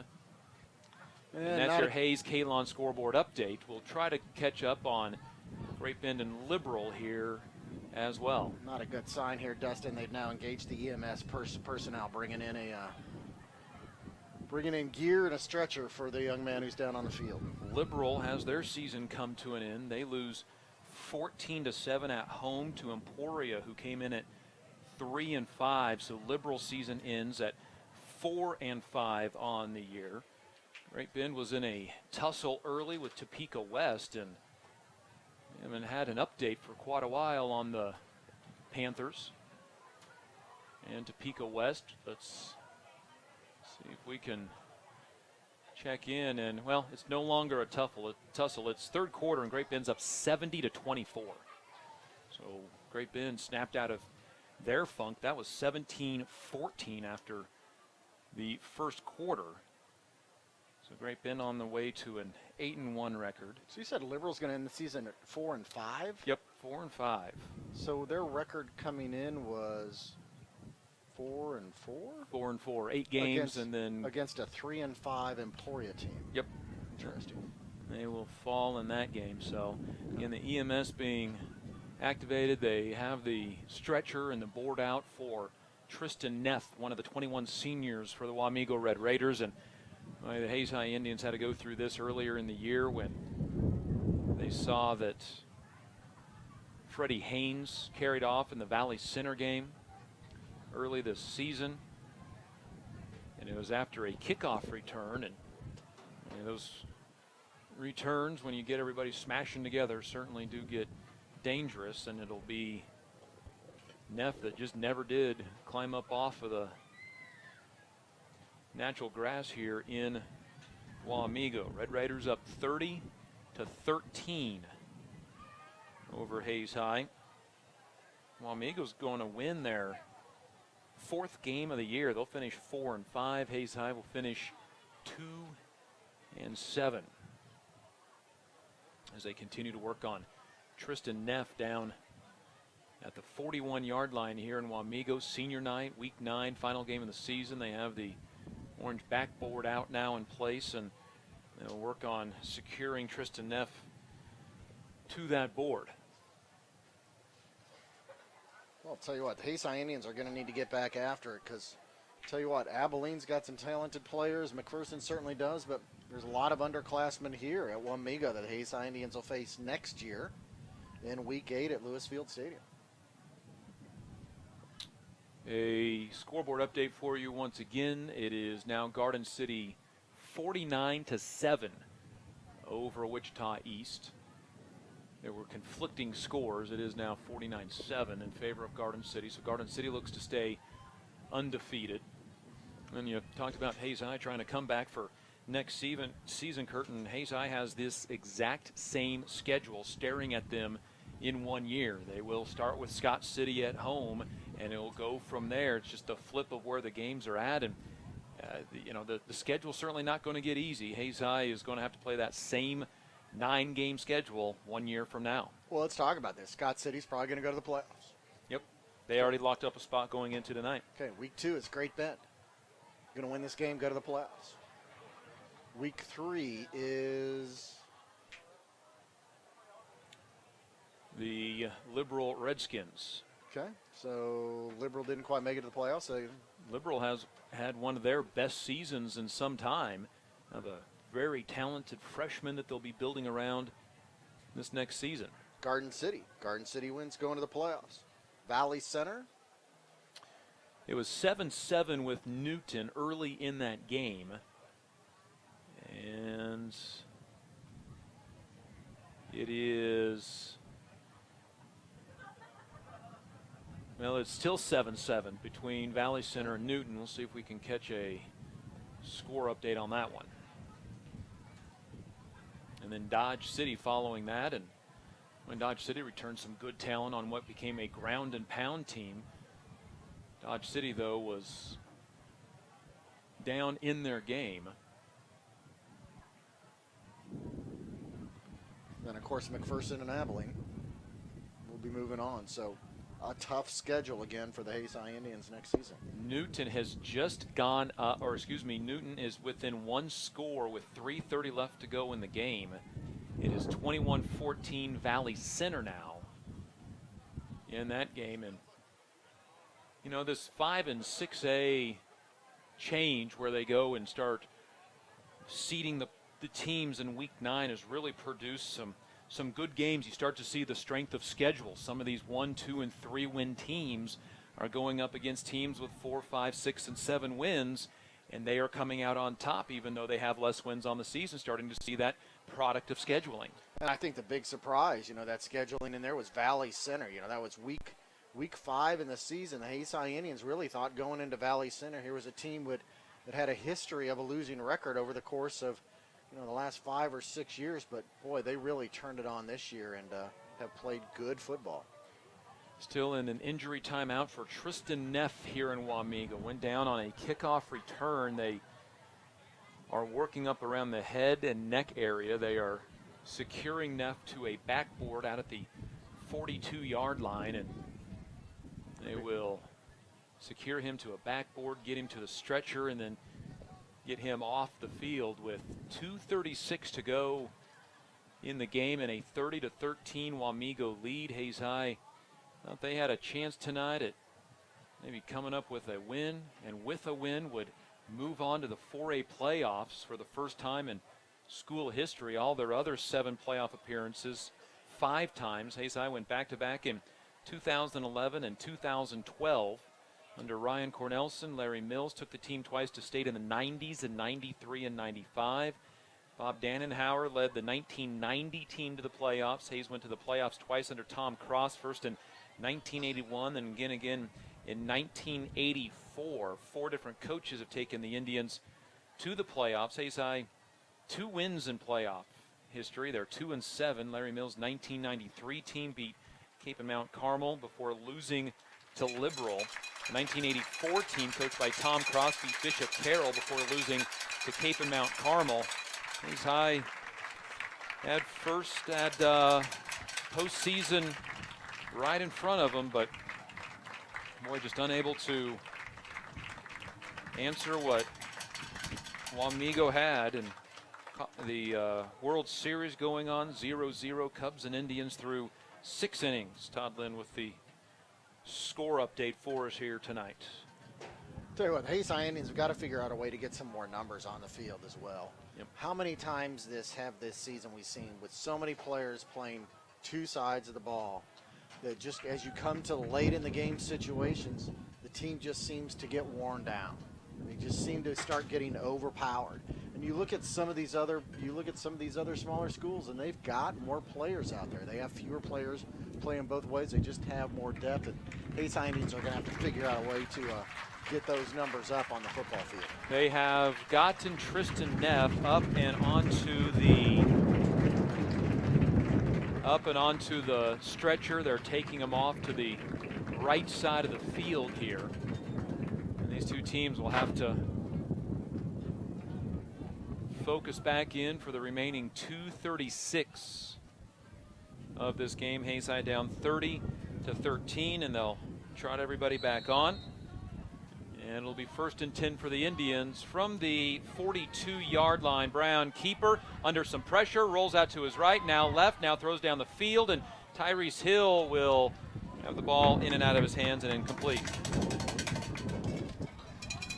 The wind starts to really pick up here in the later stages of the 4th quarter. So Wamego's going to win game number 4 on the season. They went to the playoffs in 4A Division II a year ago. 2 wide receivers left, 2 wide receivers to the right for Hunter Brown. Brown out of that shotgun, drops back to pass, looks left, throws down the field for Keaton Markley, incomplete. Markley and Matt Keller had their legs tangled up. It was incidental contact. 8 for 17 tonight for Hunter Brown, 76 yards. And a costly interception down at the, interception was down about the 5-yard line, and it was from the 15 where Hayes High had 1st and 10. They were down by 2 scores at the time. Could have made it a 1-possession game. 3rd and 10 for Hayes High, just 2 for 9 tonight on 3rd down. Brown will take the snap, drop back to pass, look right, now throw to the right side for Behrens, and behind him, and a flag comes in on a pass that was well behind him. Hayes is going to get the benefit of a call on Wamego, and they're going to get the benefit on a call where Hunter Brown and Shane Behrens weren't on the same page. Hunter Brown throwing that ball to the outside, Shane Behrens cutting to the inside. Well, and that's from that same sideline. You remember where Hayes High thought they were getting a face mask penalty, instead got a unsportsmanlike conduct, and that changed around this fourth quarter. Hayes High was driving, down by 2 scores, had an opportunity to make it a one-possession ball game, got a run from Dylan Schmidberger of 19 yards, but after the unsportsmanlike somehow backed him up 18 yards and ended up losing 26 yards over the next 4 plays. Behrens right, 3 wide receivers left, 1st and 10 after the penalty at the Wamego 48-yard line. 2:18 to go. Hayes High down 30-13. Play action pass, right side for Behrens, makes a sliding catch inside of the 45-yard line down to the 44. It's a gain of 4 to Behrens. Clock runs down to just under 2 minutes now in the game in the Hayes High Indian season. 2nd and 6 from the 44. Hayes High up to the line of scrimmage quick. Brown back to throw, has time, has all kinds of time, has nobody to throw to, throws down to Behrens in the middle of the field, over the top of him and the defender. Incomplete. 3rd down and 6 on the way. Behrens is tall, Behrens can jump, but he can't jump at that high to bring down that ball. And it'll be 3rd and 6 from the 45-yard line for the Hayes High Indians. Well, 2016 season will come to a conclusion after this game for Hayes High. Tyrese Hill, Keaton Markley left, Wyatt Sheevy, Shane Behrens right for this 3rd and 6. Minute 48 to go in the game. Brown drops back on 3rd down, is looking deep left side, looking for Tyrese Hill, underthrown and incomplete. 4th down and 6 for the Indians. Brown tonight 9 for 19, 80 yards on the night. And Hayes High will send Hunter Brown over to the sideline to get this what could be final offensive play of their season. Kurt said started with the miraculous 4th quarter comeback against Scott City. 3 4th down, 4th quarter touchdowns to win 31-21, and had a halftime lead over Great Bend, the number 1 team in 5A now, 14-13, and it's just not gone well from there. 5 wide receivers for Brown on this 4th and 6th play. Brown looks screen left side, under some pressure, has to scramble out to his right, looking down the field. It is caught by Shane Behrens for a 1st down. Behrens will have forward progress for the 1st down on 4th and 6. Indians 2 for 4 on 4th down tonight. And now a flag over on the Wamego sideline. Is this another one on Hayes High? It came after the play, the official talking to Wyatt Sheevy. Needed 6, got 8, but Hayes High going to back themselves up another 15 yards, looks like.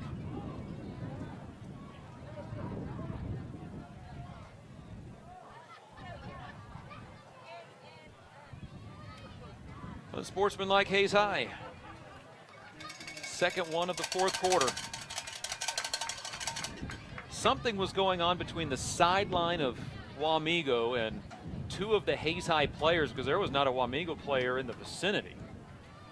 So after the 1st down, Hayes High, who has gotten into Wamego territory on 5 occasions in the 2nd half, has just 7 points to show for it. Twice have backed themselves up after 1st downs. The ball back on the Hayes High Indian 48-yard line now after completing 4th and 6. 5 wide receivers for Brown. Brown looking deep over the middle. It is intercepted. That'll be it. Matt Keller with the interception. His 1st of the season. Hayes High, a pair of 4th quarter turnovers. Yep, Hunter Brown just trying to make something happen here at the game with a number of passes, and you know, you go from a situation where a team so often is guarding Hayes High against the run, now just guarding against the pass, and there's plenty of coverage back there. Any kind of an errant throw is going to be picked off, and that's exactly what happened. Hayes High will leave the 2016 season with a Certainly sour taste in their mouth. Now Macaprank's coming back into the game. He's hobbling over to the huddle, but they're going to push him back off to the sideline. Taking a few of the seniors out one by one here with 1:24 to go in the game. The interception was taken at the 25-yard line for Wamego, and Kurt Wamego, quite simply, they controlled this game. Yeah, we're talking about 21 seniors who last year had a losing season and really facing the second one as their seniors and not having a chance to go on to the playoffs, and about all they have to do is play for pride. And boy, the Hayes High Indians saw it last week, how playing for pride propelled them to a win against Abilene, and now they see what pride can do on the other side of the fence on coming to a senior night here in Wamego. It truly worked against them, and the Wamego Red Raiders played a good game tonight and ought to be proud with what they accomplished, at least in tonight's game. It will be McPherson and Abilene advancing out of District 8. Abilene will go to Buhler. And McPherson will be hosting Andale in the first round of the 4A Division I playoffs. It will be void of the Hayes High Indians. Ebert in to, actually that is Dylan Blaine in to take a knee. Probably need to do so 2 more times. Hayes High is out of timeouts, and barring anything odd or different here, Hayes High will fall 30-13, and Kurt, the 2016 season comes to a close. Certainly proud to have you a part of it once again. Hey, it's been fun. It's been a tough season. It's so easy to be up here in the booth when the team's got a winning season. You have those 7-2 seasons. You got chances to move out of district play and go into the playoffs. Those are obviously fun to do, but you know what? This is no less exhilarating and no less fun. And I'll tell you what, watching you, Dustin, you put no less effort into a season when you're 2-7 than when it's a season that's 7-2. There's a lot of research that starts on Saturdays and Sundays going into the next week's game. And I'll tell you what, Dustin, you're just a pro at this, and we look forward to working with you next year again. A lot of players coming back, juniors and sophomores, but dang, they've seen what this tough schedule is, and if they're not in the locker or if they're not in the weight room here in a couple weeks, they're going to be behind the 8 ball against a number of teams who are going to be in the weight room preparing for 2017. And a big thanks to Harrison with ECTV and HaysPost.com as well. He's with us for the entirety of the season as well. Hayes High season comes to a close, 30-13 in Wamego. Had a chance with a victory to move on to the playoffs, but never led against the Wamego Red Raiders, who finished their season at 4-5. Hayes High finishes the year at 2-7. For Hayes High Indian football in 2016, for Kurt David and Harrison Brent, I'm Dustin Armbruster.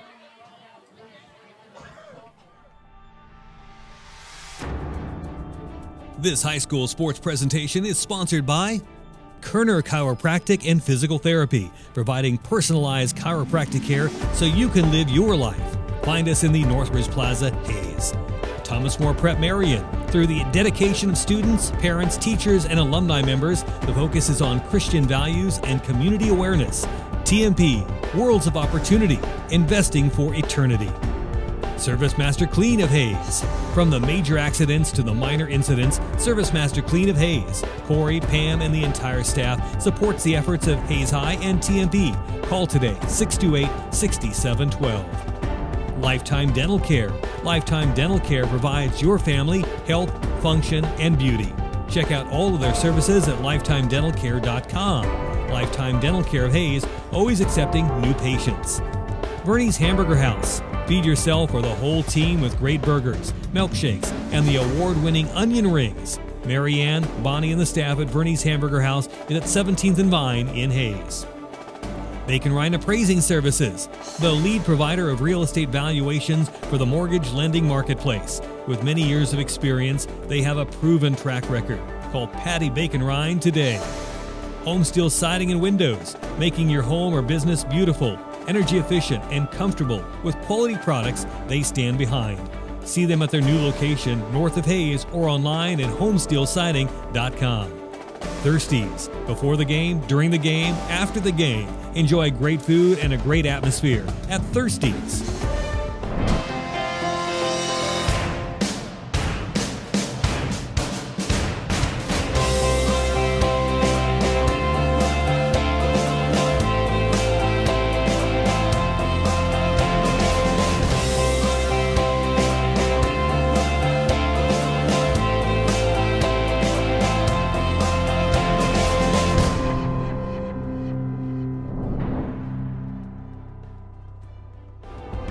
Paul Wurtenberger Construction, designing and building residential and commercial. Building dreams for over 30 years. Paul Wurtenberger Construction. M&D Incorporated does trenching for sewer, water, electric, and gas. They also dig basements and make building pads. M&D Excavating, building the backbone of our community. Insurance Planning Incorporated, insurance for the way you work and live, for business, home, and family. Value the price. Remember the service. Insurance Planning, IPI Financial Services, and AgPro Crop Insurance. Offices at Hayes, Great Bend, and Russell. Home Oil and Supply, 24-hour card fueling, bulk delivery of gas and fuel. Proud to support TMP and Hayes High. Serving the Hayes area since 1963. Home Oil and Supply. Hayes Chevrolet. They have a huge selection of brand new Chevy cars, trucks and vans, SUVs, and a great selection of pre-owned vehicles. See them online at hayeschevrolet.com. Master Cleaners. Do your laundry in only 4 minutes. 2 minutes to drop it off and 2 minutes to pick it up. Master Cleaners, 200 West 8th in Hayes. World of Wheels. At World of Wheels, they offer quality vehicles at affordable prices. Their customers mean the world to them at World of Wheels, 426 East 8th in Hayes. Walmart. Save money, live better. Walmart of Hayes. APAC has proven itself to be unsurpassed in quality and safety for highway construction. In fact, APAC is recognized as having one of the very best safety records in the industry. APAC, giving you a smooth ride. Carpet One of Hayes, Vidstem Decorating Center, providing you the quality, service, selection, and value since 1945. Nobody does it better than Carpet One, Vidstem Decorating Center. Whiskey Creek Woodfire Grill, where the fire's always burning. Whiskey Creek. Commercial Builders, on time, on target, on budget. Commercial Builders. Redeem Designs, screen print, embroidery, design, where you'll find better ideas, better designs, better people. Come experience the best at 2204 Vine in Hayes. Redeem Designs. James Motor Company, proud to serve our hometown athletes. They have an excellent selection of new and used Buick, Cadillac, and GMC vehicles. See the good guys for the best deal around. James Motor Company, 13th and Main in Hayes. And Eagle Communications, our community connected. It's our high school sports sponsors this year on Eagle TV.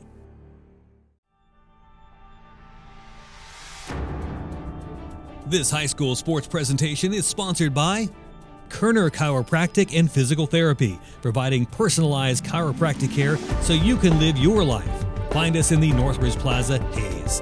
Thomas More Prep Marion. Through the dedication of students, parents, teachers, and alumni members, the focus is on Christian values and community awareness.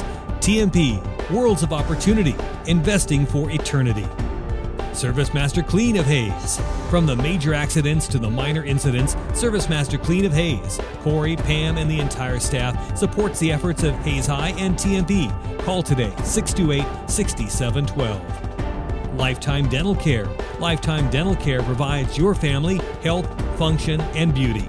Check out all of their services at lifetimedentalcare.com. Lifetime Dental Care of Hayes, always accepting new patients. Bernie's Hamburger House. Feed yourself or the whole team with great burgers, milkshakes, and the award-winning onion rings. Mary Ann, Bonnie, and the staff at Bernie's Hamburger House is at 17th and Vine in Hayes. Bacon Ryan Appraising Services, the lead provider of real estate valuations for the mortgage lending marketplace. With many years of experience, they have a proven track record. Call Patty Bacon Ryan today. Home Steel Siding and Windows, making your home or business beautiful, energy efficient, and comfortable with quality products they stand behind. See them at their new location north of Hayes or online at homesteelsiding.com. Thirsties. Before the game, during the game, after the game. Enjoy great food and a great atmosphere at Thirsties.